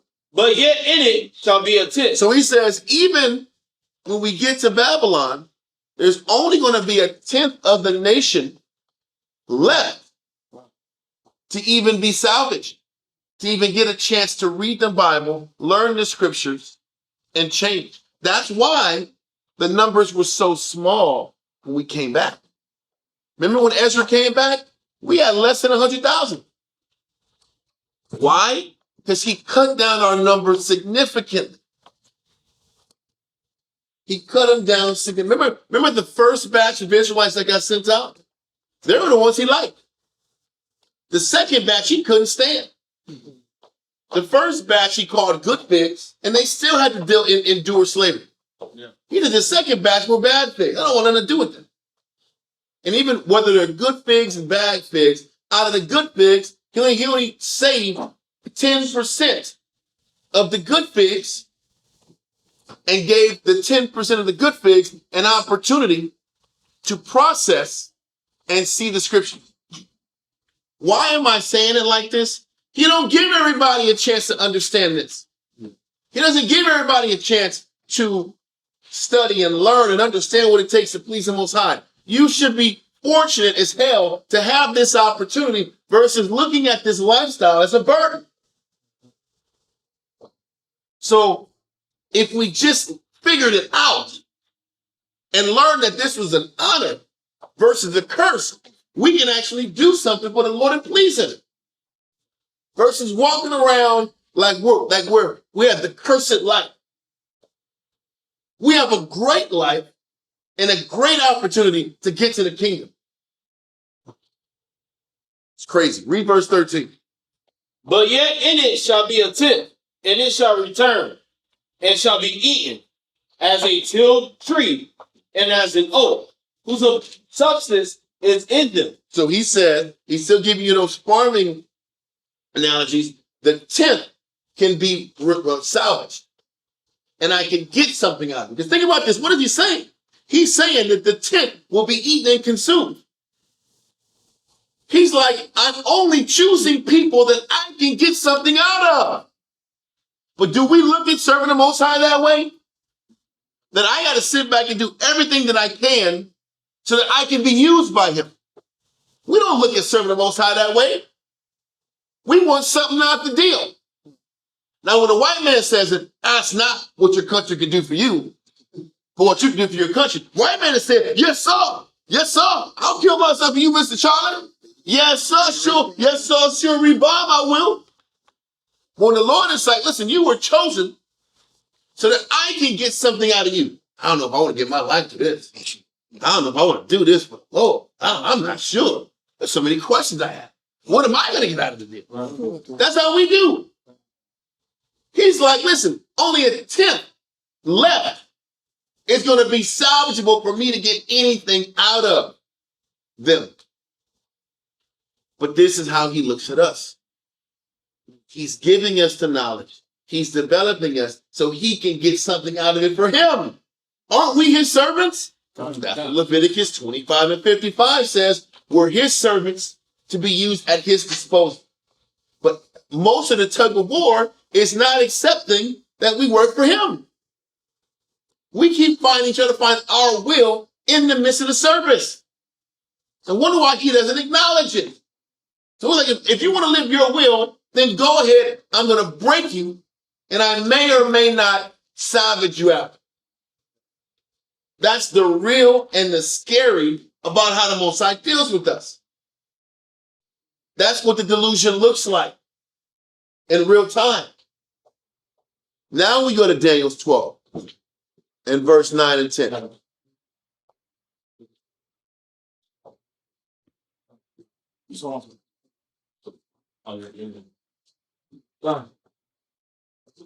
Daniel chapter 12 and verse 9. And he said, go thy way, Daniel, for the words are closed up and sealed to the time of the end. So he's still explaining that even later on in time, the understanding of the Bible was going to be sealed. The wisdom was going to be sealed. The clarity was going to be sealed. Why was the clarity sealed in Daniel's until the end? For the same reason, the knowledge and understanding was sealed in Isaiah. The knowledge and wisdom was sealed in Isaiah because we had to fall and suffer in Babylon and then get a chance to get fixed. By the time we got to Daniel, Daniel was at the time of what? The fall of Babylon, or Babylon, the fall of Babylon, and then a short period of time in Persia. He said, now we're in the Persian Empire, Daniel. Seal the book. The understanding is going to be lost again. Because you're going to be now from Daniel's or the end of the Persian and Median Empire all the way to the end. We were going to be walking around here ignorant, getting stumped, getting punished, enduring captivity after captivity after captivity after captivity. Until now, where we have a chance to learn righteousness again. And what do? We complain about gaining righteousness. We're complaining about having an opportunity to learn the scriptures. But the Most High, throughout history, keeps taking away the opportunity to learn and grasp as punishment. Because he knows the only way to get salvation is to embrace the lessons he gives us. So I'm going to sit back and take that from them as punishment. And now we get it back again, and we don't want it again. Look at how foolish and ignorant and selfish we are with our opportunities. And you wonder why the Most High is vexed at us. And he makes our life miserable. And he makes our life so hard. Unnaturally hard. Because we keep fighting what we're called to do. Get the knowledge. He's like, we're rejecting knowledge. The Most High, in his anger, takes away from us because we rejected too much. Man, keep going on. I don't know what to say, bro. Daniel chapter 12 and verse 10. Many shall be purified and made white and tried. But he says there's certain people who will be purified and made white. But you can't be purified and made white unless you're tried, afflicted. You have to suffer. And in the midst of your suffering, you have to choose righteousness. You have to learn to love righteousness through the affliction. And if you show the Most High that, you will earn the kingdom. Versus when we get our affliction, that's our stumbling block and a reason to not serve the Most High and change. Like we're tying back into the parable of the seed and sower. See how all of it ties in? Everything ties back in. Because it's all saying the same things, just in different ways. Okay, read on. Come. Many shall be purified and made white and tried, but the wicked shall do wickedly, and none of the wicked shall understand. And this is why the wicked don't understand. Because the Most High takes that spirit of understanding away from them. Ignorance is bliss. The Most High allows you to be ignorant. Allows you to walk around here with a fat heart, a happy heart, and totally disconnected from what's about to come to you. That is a curse. And that's how he comes in as a thief in the night. Because he cursed you to not understand. He cursed you to walk around here and smile like everything is good, but the fall of your life is waiting for you. That is what scary is. And that's another one. I just want to go to that chapter of Isaiah 29. That's another one. The time is so bad, you're going to be 10:30, but that was the other verse I was going to go to tie it in. He gave, because the reason I didn't go there is because that hyper focused on the leadership. The leadership was given a spirit of deep sleep, but I went to the people, because the people are sleeping too. Man, but then the wicked won't understand because he don't want them to understand. Because you made the choice that you didn't want to understand in the first place. So he's just obliging your will. That's why the Most High said the lukewarm or the deceivable will be what? Spit out. Because when you're in the middle, you choose. Being in the middle is you choosing that you don't want righteousness. You being in the middle is choosing you want to live the lie. So if you want to live the lie, you will live that lie. And you will walk around here smiling like you're in a matrix, living in a fake world. And you're about to destroy yourself and your family in the process. Go now to Matthew 13 in verse 10 through 17. Now, Matthew chapter 13, verse 10. I am almost ready. Yeah, read that, sir. 13 and verse 10 to 17. Now, Matthew 13 and 10. And the disciples came and said unto him, Why speakest thou unto them in parables? Now, this is another way how the Most High shows that he loves certain people and certain people don't deserve the understanding. Right. Walking around here in ignorance. The people that you can teach and it just doesn't stick, they have shown and proven to the Most High this isn't the life they wanted. So they're going to get the delusion that they asked for. Because they're asking the disciples, like, how come everybody ain't seeing this? Right. Bro, you're dropping bars, Christ. How come everybody can't see this information? We don't. God, 11. And he answered and said unto them, Because it is given unto you to know the mysteries of the kingdom of heaven. It's up to you. What he's saying is, think about this. He said it's up to you to learn the mysteries of the kingdom of heaven. What does that mean? He says, I am giving you the tools and the techniques of what it takes to make the kingdom. Because that's what the mysteries are. The mystery is, how do I get this treasure? How do I get this blessing? How do I attain it? The mystery, because it's hidden. Because the Most High, we have shown the Most High, at least the ones in this room. We have sighed, cried, and moaned for answers sometime in our life. And the Most High heard us enough to say, okay, these people are asking for understanding, so let me give them an opportunity to get the mysteries of the kingdom, to learn what it takes to get to the kingdom. Everybody else doesn't want that access. Everybody else doesn't really care about learning to get to the kingdom or not. That's why back in those days, the message was going over everybody's head because they didn't want it in the first place. They didn't want the message. They didn't want to learn. No different than the people that you deal with now. Most people just want to live their life, right or wrong. So people have chosen that they want to live their life. That, you know what? Why would the Most High give them the mission to the Lord? Yeah. Didn't the scriptures also say, cast not your pearls One, to people that won't appreciate it. Yeah. So for you to have an opportunity here in the knowledge, you have shown or reached out to the Most High in some form or fashion, asking for help, asking for assistance, asking to be looked at. Read on. Because it is given unto you to know the mysteries of the kingdom of heaven, but to them it is not given. Mhm. For whosoever hath, So whosoever hath a will to learn the Most High, read on. whosoever hath, to him shall be given. So it's not about having something tangible, it's about having a will to learn the Most High. You'll be given more.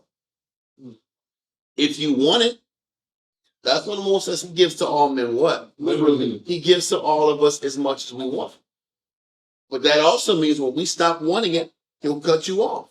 And then when you start to not appreciate it, he'll take it away. Then you'll lose the capacity to do the work necessary to get the blessing, to get the kingdom. Read on. And he shall have more abundance. The person, listen, it's more spiritual. This isn't about carnal anything. This is about what? What did verse 11 say? This is about getting the mysteries of the kingdom. So the abundance is where? In the kingdom. As in, the more I learn on earth, the more works I bring to the table, the greater my stance in the kingdom is. How do we know that? When you read later on in Matthew 13, it talks about some people will bring about works that are 30-fold, some bring 60-fold, some bring 90-fold. Do you think that the 30-fold person's effort will be the same as 90 and it will be acknowledged the same way? No, that's just like saying gold work is going to be received at the same level as hay and stubble work. That's not true. But you're only going to get based on what you put into it. Read on. But whosoever hath not, from him shall be taken away, even that he had. But the have not is based on what a person doesn't want to give, or what a person doesn't appreciate, what a person doesn't value. So if a person has shown in their life they don't value the Most High, why would he even put you in a situation to embrace the word? This is why these numbers are always so small. Right. Christ even said it. The way to follow him is very narrow path. And the only ones who have access to the narrow path are the few people that actually are crying out to the Lord for more. Read on. 13. Therefore speak I to them in parables, because they see not, and hearing, they hear not. Listen, doesn't that tie back into Isaiah chapter 6? They're seeing, but they don't see. But who's the one who was in charge of not letting people see? The Most High. The Most High. And why did they not see in the first place? Because they were believing in that delusion already. They didn't want to believe. They didn't want to see the lesson. So you'll eventually not see it. See how it all ties in? Back to the same chapter. He's like, I'm speaking in parables because these people weren't meant to learn. Because they showed through their actions they didn't want to learn. So I'm not going to give it to them. So we're going to sit back and talk like Dr. Seuss. One fish, two fish. Red fish, blue fish. We're going to sit back and talk these weird riddles. Because you didn't earn the right to get the understanding. And we were smack dab in the middle of where? Jerusalem. Israel. And we had shown by this time that we didn't want it. Or the majority of the nation wasn't ready to listen.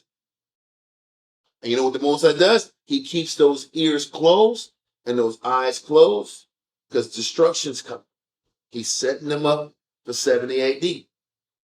Just like in Isaiah, he set us up for 586 BC. Just like in Daniel 12, he set us up for Antiochus Epiphanes wiping us out. When he starts cutting you off and cutting off your understanding, he's setting you up to get smashed. You know, Kind of hearing, they hear not, neither do they understand. because they prove that they don't want to understand. Their actions show they didn't want to listen. Read on. And in them is fulfilled the prophecy of Isaiah. There you go. Listen, so what he's showing you is that prophecy of Isaiah continues to happen to this day.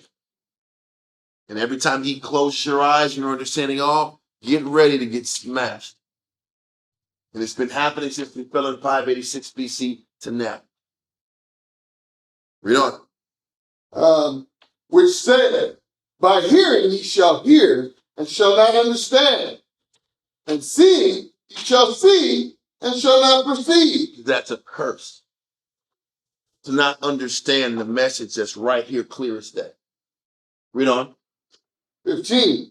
For this people's heart is waxed gross, Thick. and their, Hard. Read on.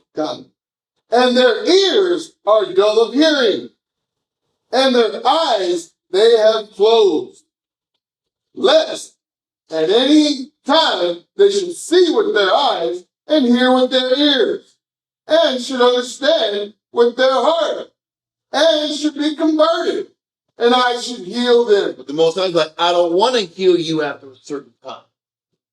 Remember in Isaiah chapter 1, he said, why am I going to keep bruising them? They have these bruises and these putrefying sores on their body, and the correction isn't working. The correction isn't sticking. So I'm going to tell them that everything is okay and let them believe this lie until they're destroyed. He says, it gets to one that I've corrected you so much. That's not changing. So you have to lose. You have to face extreme punishments now. This is how the Most High deals with us. And then he's like, and so when he makes that choice in us, like, I want him to completely be blind to what's about to happen. Because now they got to fall. I don't want no changing the game now. Fall, hit rock bottom, and I may or may not open your eyes again. That's scary. And because it's scary, is why, while we have the Most High in good graces, we need to maintain those good graces. We need to maintain these relationships so he doesn't turn his back. Because this is what the Most High turning his back on us really looks like. This is what it looks like in real time. We read it in 2 Kings 17 when the Most High turned his back on the 9.5 tribes. But that's what turning his back on the 9.5 tribes looked like. He made them think they were good and right until they get smacked down and were destroyed. And they only gave a remnant of them to even maintain the culture. So, where are we at? What verse? Verse 16. 17.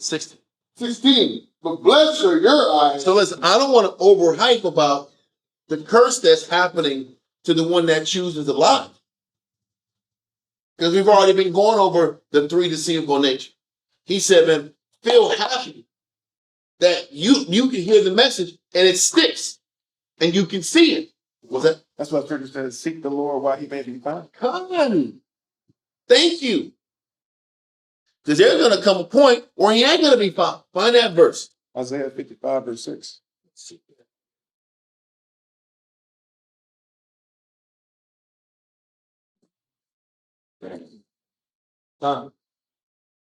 Isaiah chapter 55 and verse 6. Seek ye the Lord while he may be found. Do you see how this stuff makes it comes clear out? You're only going to have an opportunity to get him for a period of time and embrace him for a period of time. So he says, man, I'm done with these guys. I'm not going to run around here and keep begging these Jews to change.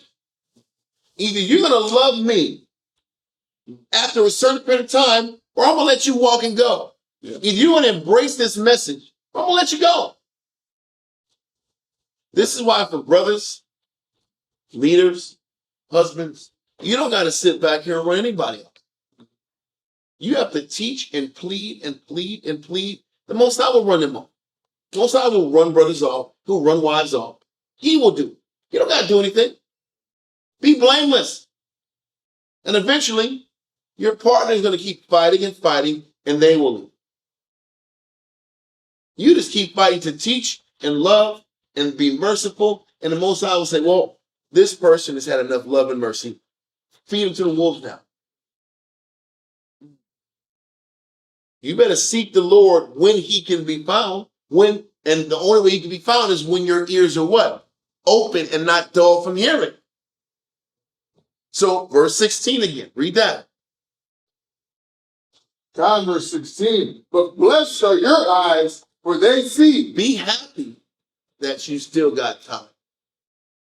Be happy that the message makes sense. And I'm not even sitting back here and saying, don't stress about what may happen. Don't stress about the Most High cutting you off. Just focus on the fact he ain't cut you off yet. And repent. Be blessed he's still working with your spirit. Read on. But blessed are your eyes, for they see, and your ears, for they hear. Because the Most High hasn't chosen to cut you off yet. Be happy that he hasn't cut you off. Read on. 17. For verily I say unto you, that many prophets and righteous men have desired to see those things which ye see. You telling me David wouldn't have died to see Christ on earth and follow him?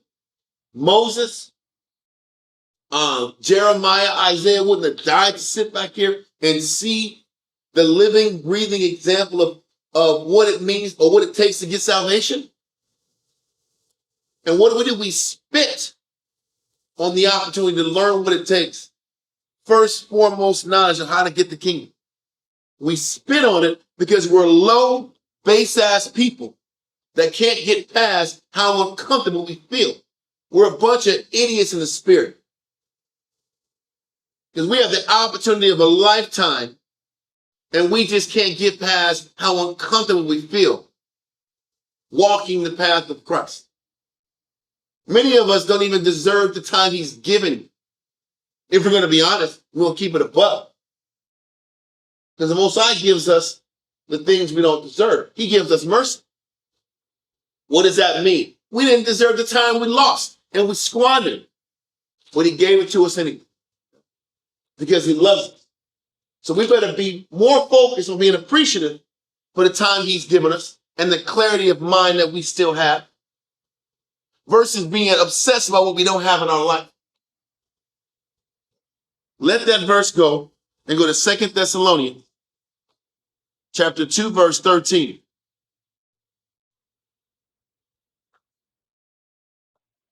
Time. 2 Thessalonians chapter 2 and verse 13. But we are bound to give thanks always to the Most High for you, brethren, beloved of the Lord, because the Most High from the beginning chosen you to salvation through sanctification. Listen, the Most High said he chose you to salvation through sanctification, through purging, through purification. Why can't we sit back and realize we have the greatest opportunity laid to us right in front of us? I'm giving you a chance at salvation. The only thing you have to deal with is the purging that comes with it. The purification process that it comes with. And you're sitting back here crying and complaining about what you got to go through. You got to look at it. All I got to go through is a little bit of discomfort and I get the kingdom. I'm in. That's a person with the right mindset. But we're children and we're selfish brats. And we can't realize that your father is keeping your hand from this hot pot because this pot will destroy you. Your way will destroy you. Your sick way of thinking will destroy you. We're those brats that cuss out our dad because he won't let us touch the hot pot. Because we're ignorant, foolish people that can't see a good thing when it's right smack dab in our face. Read verse 13 again. We're going to run it to verse 17. 2 Thessalonians chapter 2 and verse 13. But we are bound to give thanks always to the Most High for you, brethren, beloved of the Lord, because the Most High from the beginning. That means the Most High chose you. This is where predestination comes in. God. Everything you've gone through in your life was perfectly done to get you here. So if he predestinated you, why do you have a right to complain about what got you? He predestinated you to get here. That means from the beginning, each and every one of you had to live the life and walk the path that you had to live to get you here. Half the time, we can't even respect the Most High because we can't get past all the obstacles we had to go through to get here. But maybe he loved you enough to make you go through these things to get you here. Because maybe you would have corrupted yourself if you didn't have to go through those trials. You had to walk the path you walked to get you here. So why are you complaining and regretting about the life you lived? Why are you bitter about what you suffered? You don't have the right to be bitter about what you suffered because the Most High chose you from the beginning to suffer those things to get you here so you could be healed. So if the end game was to get you healed, then why are you complaining about your life? Why are you complaining at all about how you got here and what you're going through now? I'm to be chosen to have that opportunity. But we don't see it that way. We see it as a curse. And you keep telling yourself it's a curse, and then you're going to believe it's a curse, and he's going to get rid of your ass. This is a warning about what appreciation really looks like. Because we lack the capacity to see that the Most High has handpicked each and every one of you to go through what you had to go through. You had to go through it to get you here. So there's no reason to be bitter about what you went through or what you're going through. You have no excuse. Read on. It says, but we are bound to give thanks always to the Most High for you, brethren, beloved of the Lord, because the Most High has from the beginning chosen you to salvation through sanctification of the Spirit. So it's two things. He chose you to suffer, go through the cleansing and the spiritual cleansing it takes to endure suffering and get the lesson behind it. Read on. And belief of the truth. How many of us can suffer and still maintain our belief? How many of us can lose and still cleave to the Lord? Most of us lose and are offended. Like those individuals who the soil is cast on stony ground. The stony ground Jew sees the knowledge, understands it, but when they start to lose, that's their reason to sin. The one that is connected to Christ that gets salvation can lose and suffer and still believe. Read on. Verse 14. Because they break up that fallow ground. We'll continue. Whereunto he called you by our gospel to the obtaining of the glory of our Lord Yahushua. You have to live this gospel. The only way to endure the tribulation is to live by the gospel. The tribulations are coming because you were chosen. So once again, it goes back into how to maintain an appreciation. You were chosen to suffer these things. Yeah. Now, are you going to sit back here and listen and follow the gospel verbatim while you're going through the tribulation so you can grow in faith and get to the kingdom? Or are you going to go through the tribulations anyway, not apply the gospel, choose your vain path and suffer and die behind it? Either way, you got to go through the path. The question is, are you going to go through the tribulations and apply the book and apply the gospel the right way? Or do things your way and suffer? Right. And all the suffering is in vain. Right. Because if you're not living on that path, then you're living in the way that you want to live. But you're still going to the tribulation, and Most High still put you in the tribulation. But if the Lord knows them that are his, he's selected a few individuals to go through a purging process, which is also suffering. So are you going to sit back here and take it the right way or fail? You're going to suffer both ends. Why not suffer for righteousness' sake? With a sure reward. With a sure reward. And you'll be a sure seed. Yeah. Is it clear? I'm hoping it's clear. Read on. Verse 15. Therefore, brethren, stand fast and hold the tradition. Don't waver when the afflictions come, because they are supposed to come. The afflictions have to happen, and you're supposed to hold fast to the scriptural and spiritual traditions of people that have gone through similar battles. Read on. Stand fast and hold the traditions which ye have been taught, whether by word, whether by literal counsel of your elders, read on, or our epistle, or the literal scriptures and letters that have been sent to you. Hold on to the letters, hold on to the message, hold on to the word and or counsel to help get you through the tribulation versus your own what? Your own mind and your own delusion. Yeah. What he's saying is, in the middle of the tribulation, stop doing what you think is best because you don't know nothing. Come, read on. Verse 16.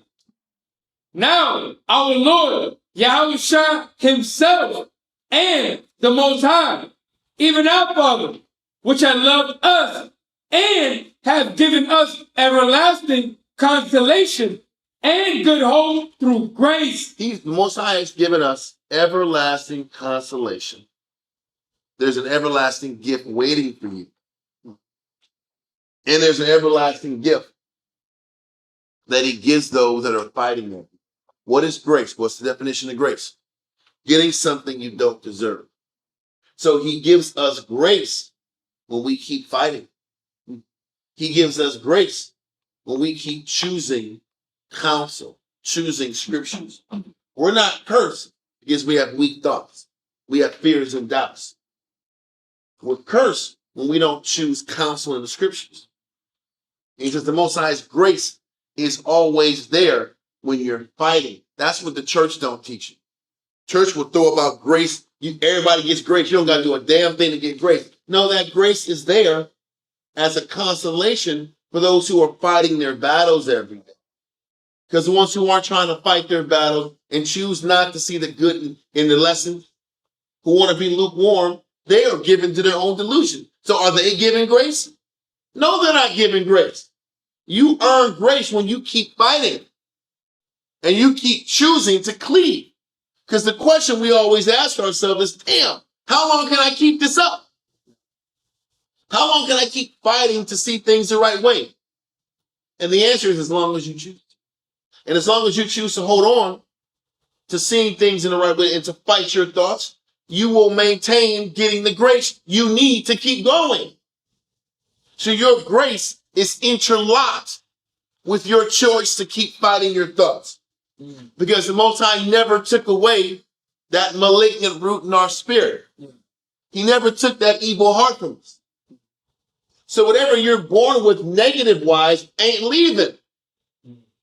So the grace comes from choosing to fight that negative side of you that wants to dominate and control your life. And that's the condition that all men on earth have to fight.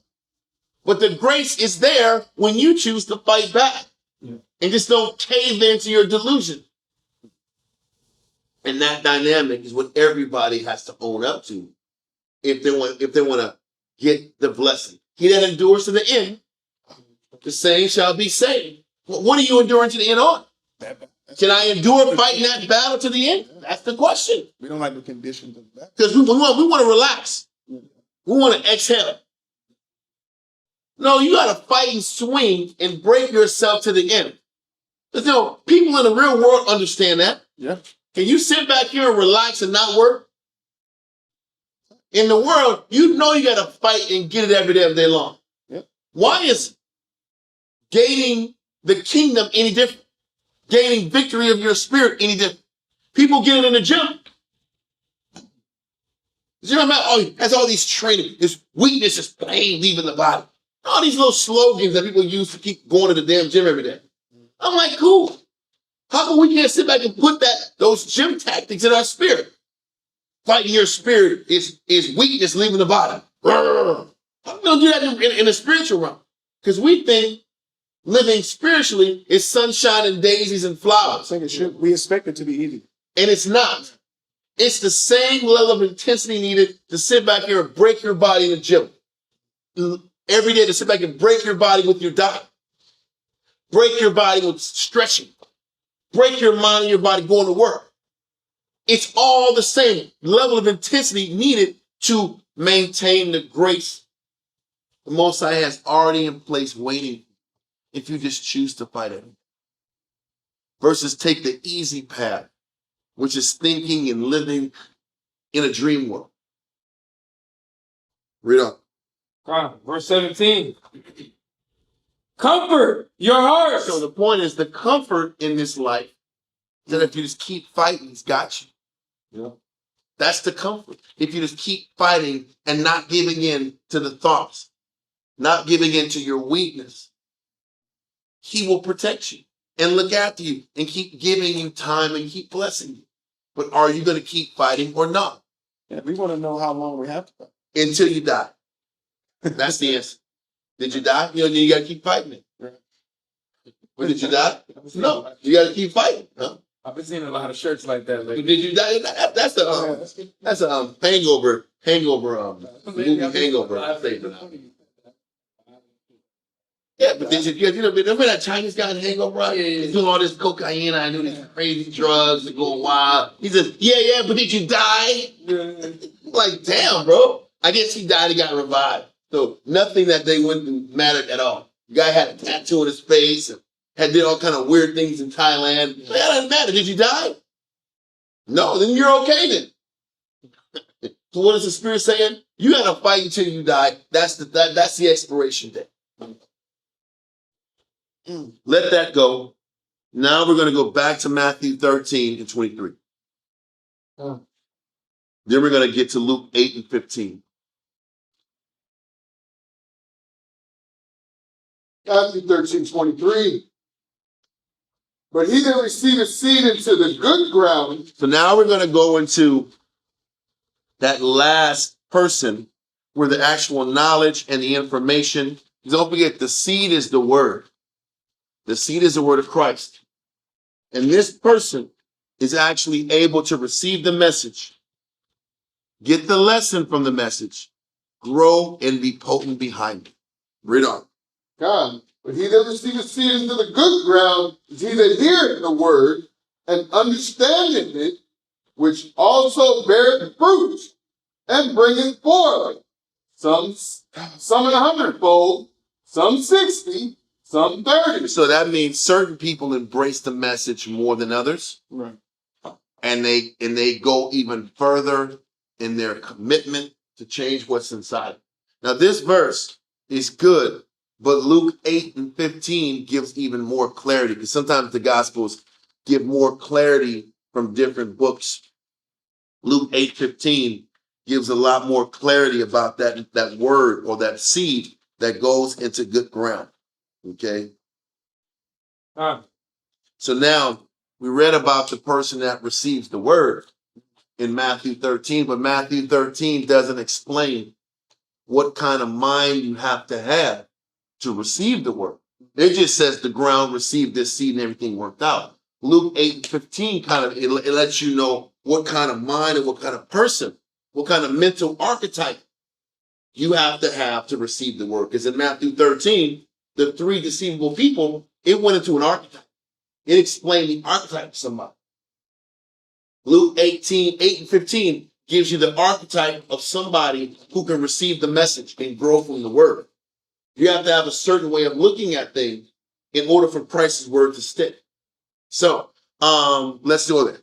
Got it. Luke chapter 8 and verse 15.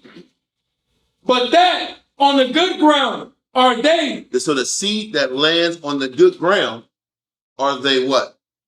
which in an honest and good heart, having heard the word, kept it, and bring forth fruit with patience. Listen, we're going to start off with that word honest or honest. So he says the person that receives the word in the good ground, we know the ground and the soil is talking about your mind and how you process things, and the seed is the actual word.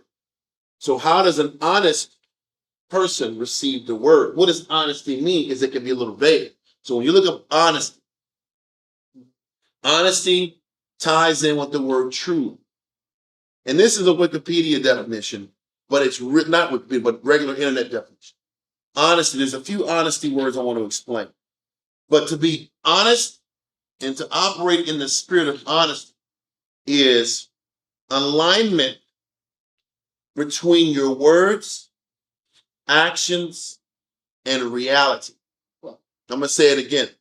To deal with honesty is alignment, meaning they're all together and connected.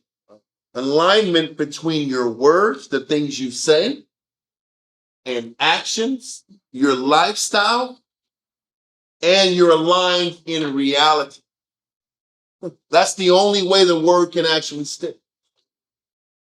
The only way the word of Christ can actually stick in your life.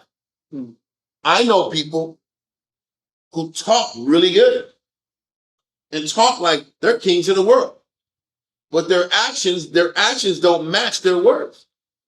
The intensity of their conduct doesn't match their words. Then I'll see other people that will talk the word, run through a brick wall, but they're in delusion world. They're not in reality. They don't see things clearly and spiritually. So you know what? You can talk as much as you want and work as hard as you want. If you're not in reality, the other two things don't work. You have to be able to see things clearly, see yourself clearly, evaluate who you are clearly in order to even change. Because how many times people will tell you something about yourself and you don't agree? You think you're something that you're not, or you don't think you're as bad as your counselors tell you. So if you can't align yourself with the proper evaluation of who you are, it doesn't matter how hard you work or how much talking you talk, it ain't gonna stick. What you gonna say? You can see yourself clearly because you accepted a lot of counsels. You didn't reject those counsels. You accepted them. But people don't, because they don't want to sit back here and accept who they really are, the dirtbag they really are.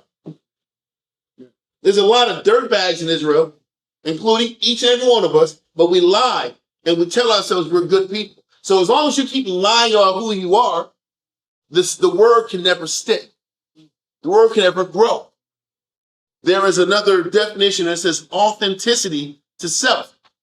It says it requires being real with yourself about who you are, what you need, and your own shortcomings. If you can't own up to your shortcomings, if you can't own up, it says to be authentic to yourself, it requires you to be real with yourself. But how can you be real with yourself unless the scripture says iron sharpens iron? Do you allow people to help you show who you really are? Then that means you're not being real. You gotta face a lot of shame. Well, that's the point. Because half the time, we want to be authentic to our own version of I ourselves. see myself. Versus sitting back here, having elders and parents and leaders say, man, you think you're on point, but you ain't. Yeah. What do you mean? Yeah. I do this. No, you're off. And you only got a portion of it.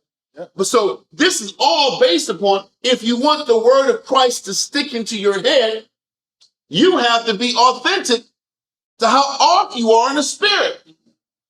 And if you're not off, but you know how many times in marriages you get a counsel you're in and you get a bunch of arguments when it's time for criticism? Yeah. Then how in the hell will you as a wife ever get to your authentic you so the word of Christ can actually enter you? Because you're afraid to see yourself. Also. Done. Yeah. But all that arguing and fighting and not letting somebody show you the real reflection of you, to show you the beast in you, will be why you don't make the kingdom and why Christ gives up on you. And the word doesn't resonate in you because you don't let anybody tell you how it is about you. Because the funny thing is, if 5 people are saying the same damn thing about you, what does that mean? You got the damn problem. You look at it. You consider it. Oh, there's all these haters, right? Is this hater season? It's always hater season? They don't let my light shine. They don't let me shine. What does that even mean? Once again, I'm gonna go on these definitions again. Honesty, alignment, meaning all connected between your words and actions and reality. And most of us aren't aligned with all that. Our words don't match our actions, or we're not in reality, or we're in reality and we don't change. We're keeping it real. We know we're a bunch of quitters and you don't change behind it. You have to know you're off, put the works in to fight that offness in you, to break up that fallow ground, and you got to talk about it, and your words have to be aligned with everything else. But too many times, we're missing 1, 2, or maybe even 3 of those characteristics required for the seed and the word to actually grow in your spirit, in your mind. Then you get authenticity to self. It requires being real with yourself about who you are, where you're weak at, where you're deficient at. It says who you are, what you need, meaning what am I lacking in my spirit? And you need helpers and counselors to get you that direction. And your own shortcomings. Because if you're not honest about your deficiencies, you'll never grow. But why can't people be authentic to themselves? Because of pride. And pride goeth before destruction, or the fault, or the delusion. See how it all ties in? This is why there's 3 deceivable and there's 1 honest man. Because the honest man isn't living the lie because they don't have pride. Yeah. Pride keeps you in the spirit of being the liar. The pride makes you the liar. The pride is the root of it all. Yeah, scripture even said that we were born with a malignant root. So that's why pride's not fit for man. Because the pride is telling me I don't have the malignant root. That's the lie. You say you were born with it. But you're saying I don't got it. You're saying you don't have it it. ain't that. It's a little black. It's a little mold in my spirit. I got a little mold. So God is lying. You have your whole house is moldy. So God is lying. Just a little toxicity. It's nothing. Yeah. I just put some little kills on it. It'll be all right. No, it won't. It's full blown. And if you ever been to a house that has that stuff, it's all hairy, and the mold, it's not just mold, it's a hairy mold. Yeah. And you can feel like, ugh, it's just like it's gonna touch you a little bit. You ever been to a moldy place? What's the point I'm trying to say? Is that the lie is why we can't operate and learn our authentic self. But if you don't acknowledge your authentic self, then you can't even begin to deal with reality. Then your words and your actions can't match your reality so you can grow. You see how it all ties into this whole 9-class saga? We've been doing 9 classes to get to this point. Just to show that we're a bunch of liars, and this is why the word of the Most High don't grow in us. Then, self-honesty is the ability to look inward and view yourself, your flaws, and your motives without bias or denial. No. Listen, but you need help for that too. You need counselors to sit back here and really help you tune into your motives. And what's your reasoning behind it? Why do you really want to be the brother or sister? Why do you really want rank? Why do you really want the things you're asking for? Why do you get up in the morning? Why do you study? Why do you counsel? Why do you do the things you do? This is why when you work with men and women and they don't even let you in, you know they're capping. Yeah. When they don't even let you scrutinize your inner motives, that's why you can't trust them. That's the will. Because they're liars. And you know they're liars because they don't come clean with what's really in them and they don't let you scrutinize them. And if they don't let you scrutinize them, there's limits to how far they're going to grow, and you know it. So don't overburden yourself with trying to get a person to come out and come clean unless they're willing to come clean. But too many Israelites, they walk around here with the longest fringes and the longest braids and the most fanciest, the most dressiest dress around, but they're ingenuine. And if Israel doesn't learn what real honesty looks like, the word will never stick and it'll never grow. And the Most High will push them aside and give them over to their own deceivable delusion.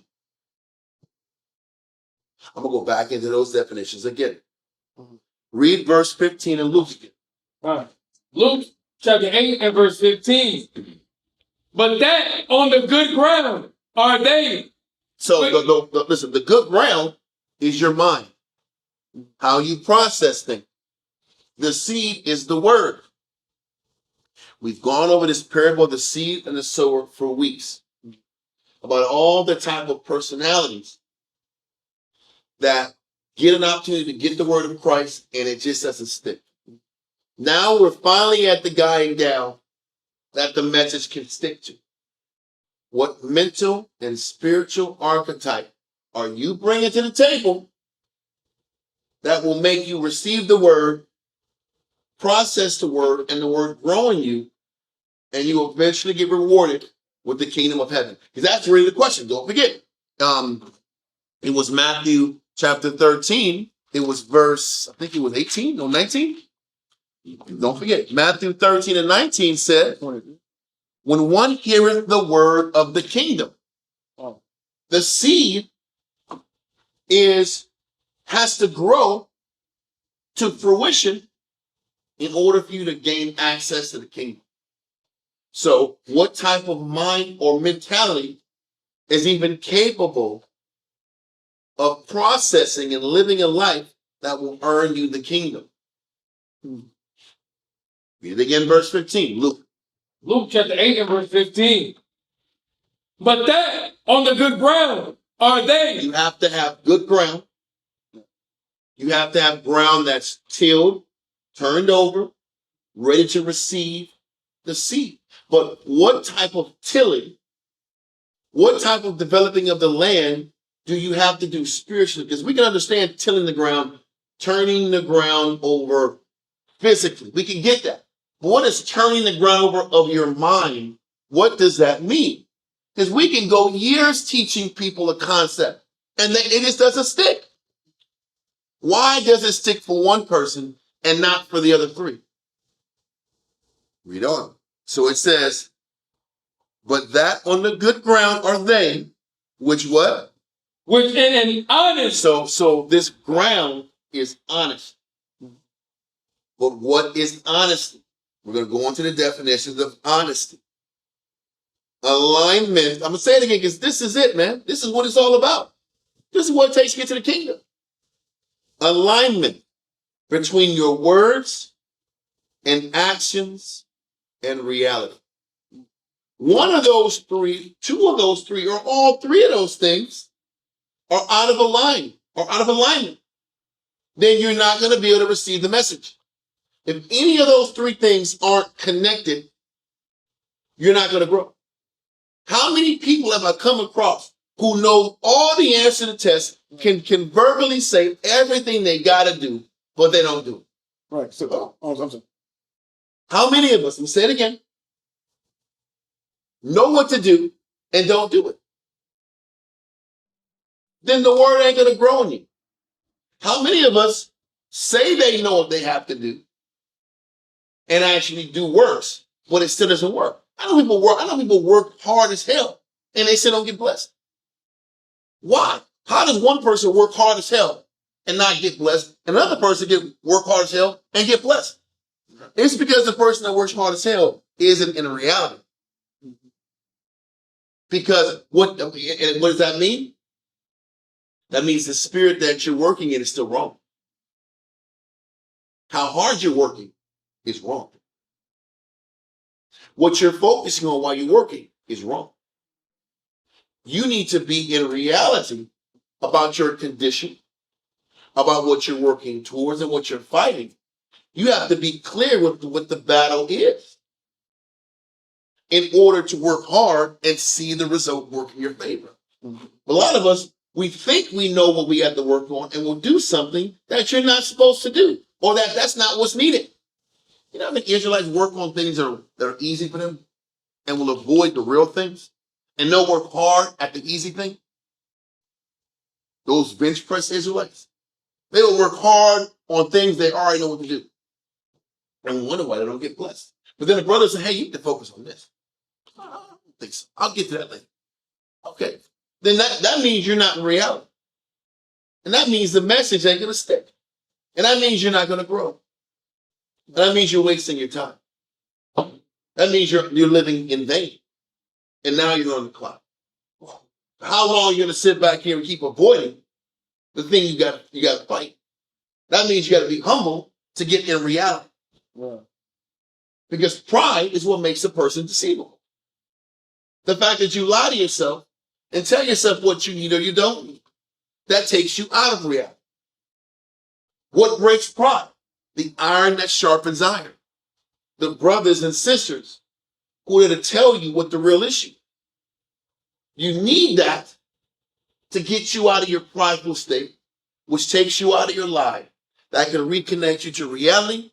So now all your energy and efforts and conversation can go where it needs to go. Then you'll see results. Then you'll get blessed. Is that making sense? I'm praying this is sticking. Because I've seen people for years just waste time putting energy into things they don't need to. Half of the key is the authenticity to yourself. And that definition is it requires being real with yourself about who you are, what you need, and your own shortcomings. That is a black man's curse. To be honest about where they're at in their spirit, honest about what they lack, honest about what they're not capable of doing, where they're weak at, where they're failed at. Talk about their failures. If you can't deal and own up to your own failures and your shortcomings, you'll never grow. And this is why people are out of reality. Because you can work as hard as you want to do. If you're not honest, you won't focus on the things you got to fix. Yeah. That's the good ground Christ is talking about. You have to be honest. It's not just honesty like, I'm not going to steal from you. I'm not going to rob you. I'm not going to harm you. That's of course. But honesty is within. Because that's where we all fail. Another thing, self-honesty. The ability to look inward and view yourself. First of all, that is a trained approach. You have to be taught how to be honest with yourself. Because didn't David say all men are what? All men are liars. You're born a liar. You're born, you wake up and you wake up lying. I look great today. Do you? Do you? Do you really have a six-pack? Do you? Are you really in shape? Are you really yoked? You really good? Like this. What are you measuring it out for? What is the variable group that you're making these assumptions of? No, losing weight is falling off. Oh, is it? And you're comparing this to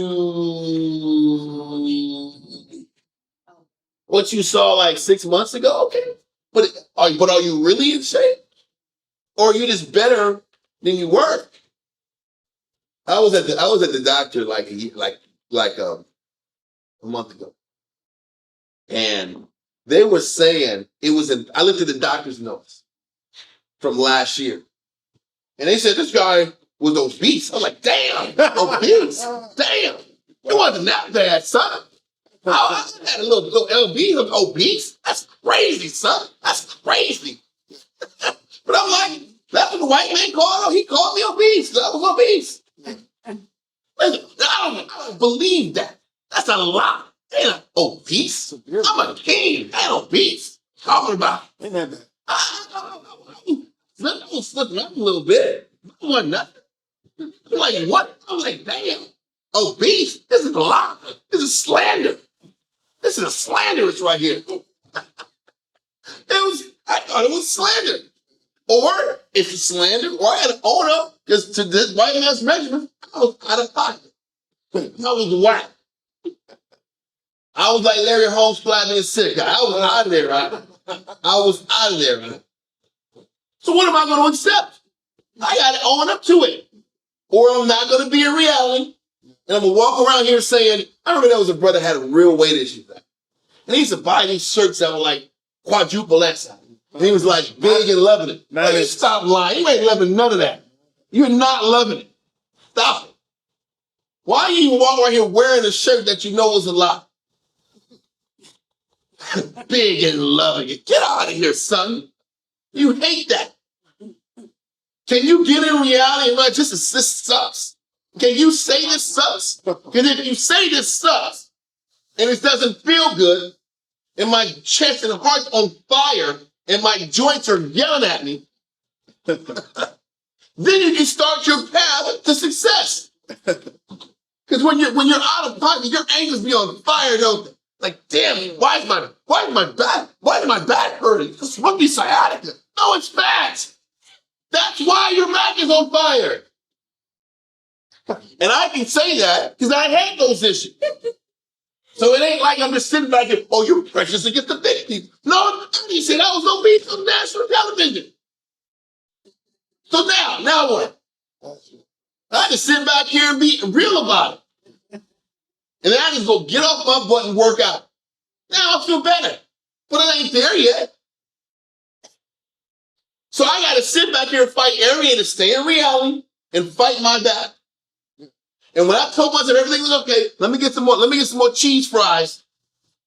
You know, all of a sudden everything will ever fix it. Crying. Crying. So if I keep telling myself it's okay, I'm gonna keep getting sicker and sicker and sicker. Then I'm popping pills to survive, right? That's not cool either. What am I trying to say? All I'm trying to say is if we don't learn and are taught the ability to be honest, self-honest, the ability to look inward and view yourself, your flaws, and your motives without bias or denial. The problem is most of us in these doors are fatherless children. And because we're fatherless children, nobody sat back here and gave us proper evaluation about who we are. Harsh reality. You need a father figure or a disciplinarian in your life to start teaching you what's real and what's not. And when you don't have that, you start living a lie. You start operating in this fantasy space, thinking you're something that you're not, or undervaluing yourself more than what you should be. Either or, you're still not in reality. And this is why you need somebody who can keep checking you. And then what happens is when you're a fatherless child, and you come to the truth, you can't handle the scrutiny. You can't handle the correction because you've lived your life telling yourself you're not that bad. This is why it takes so much humility, being that fatherless child, to actually be and have that good ground that's required for the word to actually resonate. It's why so many of us that are fatherless children have the fallow, hard ground that's not tilled. And it makes it hard to learn and grow. Now, it says, now this is the other part about the self-honesty that really hit me. It says, being radically real with yourself. Radically. Yes. Because that's what it takes to really break you. You got to be extreme in seeing things the right way. Because we always take it easy on ourselves. Right or wrong? Or vague and not detailed. Yeah, you choose to be vague. You're selectively vague. Yeah. That's the point. He says you have to be radically real.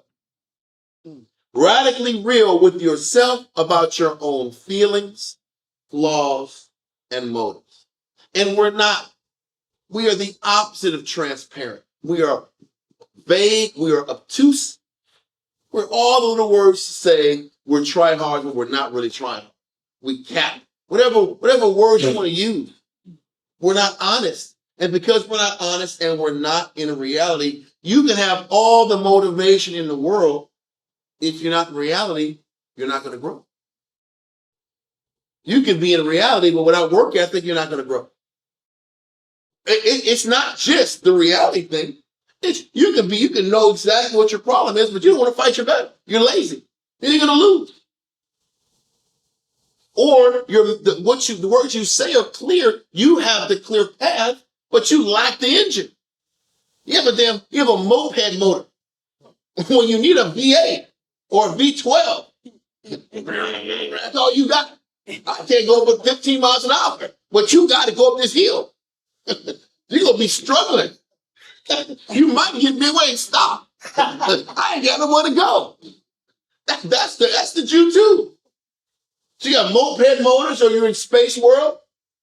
You're a space cadet telling yourself you're something that you're not. But this, I'm keeping it light, keeping it fun. But this is why we don't grow.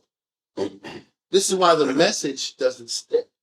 So we can be in class for years and we're just going through the motion. Because we're not honest with ourselves. We don't have the fight in us. Yeah. And we don't speak the clarity of what it takes.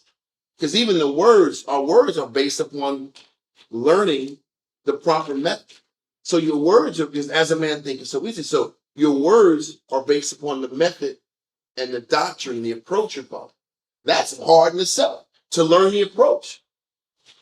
Then you got to want to do it and have that fight in you. Then you got to make sure you properly evaluate if you're actually growing or not, or if you're seeing things the right way. Because how can you sit back here and understand how to see the good in the situation if you're not real about how you look at things? You might tell yourself you are looking at things better, but your better is still horribly behind. You can still be pessimistic out of this world, but you think because you're a little bit less pessimistic, that's all you got to go. Because the thing is this, when you're not in reality, you don't know how far you have to go to regulate. It's one thing to a stair step your growth, but if you're not in reality, you don't know how hard you have to work to get to the spot to where you're even where everybody else is at. You don't even have the first clue because you're not in reality. All you've known is your crazy brain and how you look at things. You don't know how people who really understand things a certain way think. You don't even know how hard it takes and how much work it takes to get from here to here. So if you don't understand the gravity of the work you got to get to, how can you even get to it? There's a lot of people. I'm gonna go into this. I'm gonna go into it probably next week or in 2 weeks. There is a effect. It's called the Dunning-Kruger effect. And it talks about it's a cognitive bias that describes the systematic tendency of people with low ability, not intelligence, low ability in a specific area to give overly positive assessments of their ability. So that Dunning-Kruger effect means I don't even know how much work I have to invest to get where I'm supposed to go. This is where I'm supposed to be. I get to here and I tell myself I did. I'm in the spirit. You're like, you're not even close. That means you're not in what? Reality. If you're not in reality, how can you grow? If you don't know how hard you have to work, if you can't forecast the amount of commitment it takes to get where you need to get to, you're going to constantly stop from your goal. And it says people with low abilities in certain arenas oftentimes can't predict how much work it takes to get to something, because that's a blind spot in your life. And because it's a blind spot, that's why you need a brother or a sister to help pick you up because you're not going to be able to understand and forecast the commitment it takes. So that's why you need to remove the pride so someone can actually help you and protect you and show you how long you have to commit to that effort. But we can never get to that because when somebody tells you what you're doing is not enough, you don't love me. You're always tearing me down. You never talk about the good I do because it ain't good enough. That's why I don't tell you the good that you do because it ain't enough. For what you say you want, you say you want this, but you got hamburger meal effort. I always say that. Our words don't match our effort. The things we say we want in this truth does not match the preparation and commitment needed to get to that. And because these things are off balance, off kilter, is why the word does not grow in your ground. It's why it's foul. It's why your ground is not tilled enough to be capable of letting the roots grow down. Is this making sense? I keep asking this because there's silence, there's quietness, there's listening, but we've gone this 9-class saga to get here. That's not me. Huh? Yeah. That's not me. There we go. There we go. There we go with that lack of honesty. Yeah. If you don't have honesty, you can't grow. If you don't have a proper evaluation of who you are, you'll never grow. Haven't you experienced that in your life? You try, but your trying doesn't bring about a blessing. And then the scripture says a person that's often reproved hardens their neck. So if you don't allow people to show you what it takes to get a good result, you're going to get tired of trying and failing. Then you're going to get hard-headed and say, F it, this ain't for me. But is it not for you? Or did you lack the humility to get the real answer of how much work and commitment it takes to see the results you're looking for? Yes, sir. I want to say one thing, real basic. You got to talk loud. You got to talk loud. The concept of you never tell me I'm good enough, or you never compliment me. The problem is when you get the compliment, you start fighting. Got it. That's another thing. You want the secret to why people don't compliment your efforts? Yeah. Is because once they compliment your efforts, you stop for 2 weeks. Yeah. Good enough. Man. I did it. I've done enough. And you haven't. So a person can't tell you you've gotten there because you don't understand how much work it takes. You're out of reality. We're trying to help people online, in class, finally crack the threshold of what it takes to gain traction in the work. And not to just work and run through walls and see nothing out of it. This is why we've gone through this 9-class saga. Hopefully, to get people to begin to realize, hey, I need help. I need help and counsel from husbands and brothers and sisters to help show me that how I'm thinking is in reality. The level of effort I have to bring forth to see good results is in reality. This is why the Most High always pairs you around people that can do things better than you. So when people can do things better than you, you have two choices. Am I going to let my pride get in the way and say I'm good enough? I'm going to sit back here and follow this idiot. Do I take it that way?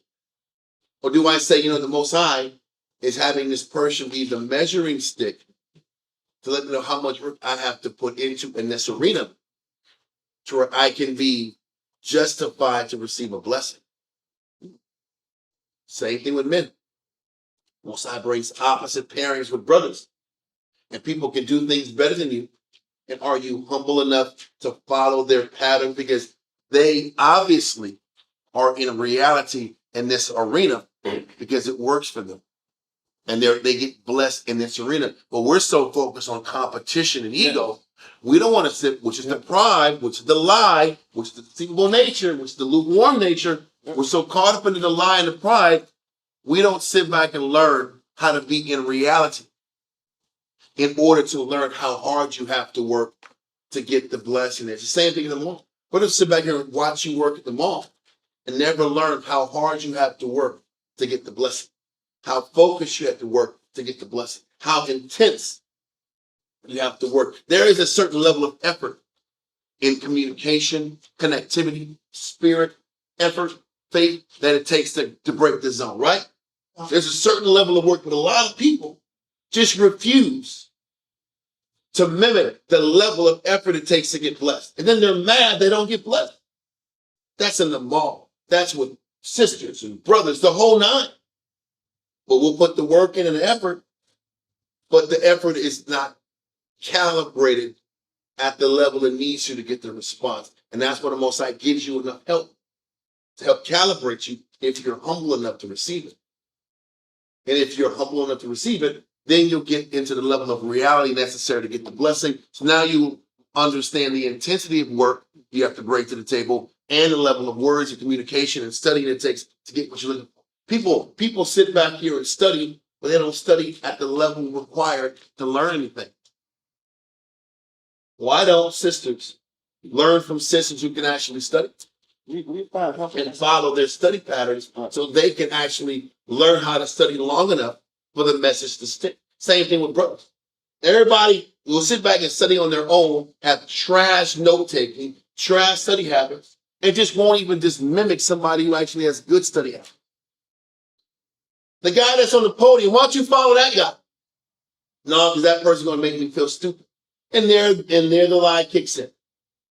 And there the deceivable nature kicks in. That's where the pride kicks in. And this is why you'll never grow in that arena. And eventually, the more lies you tell yourself to justify why you don't change will be why the Most High removes you.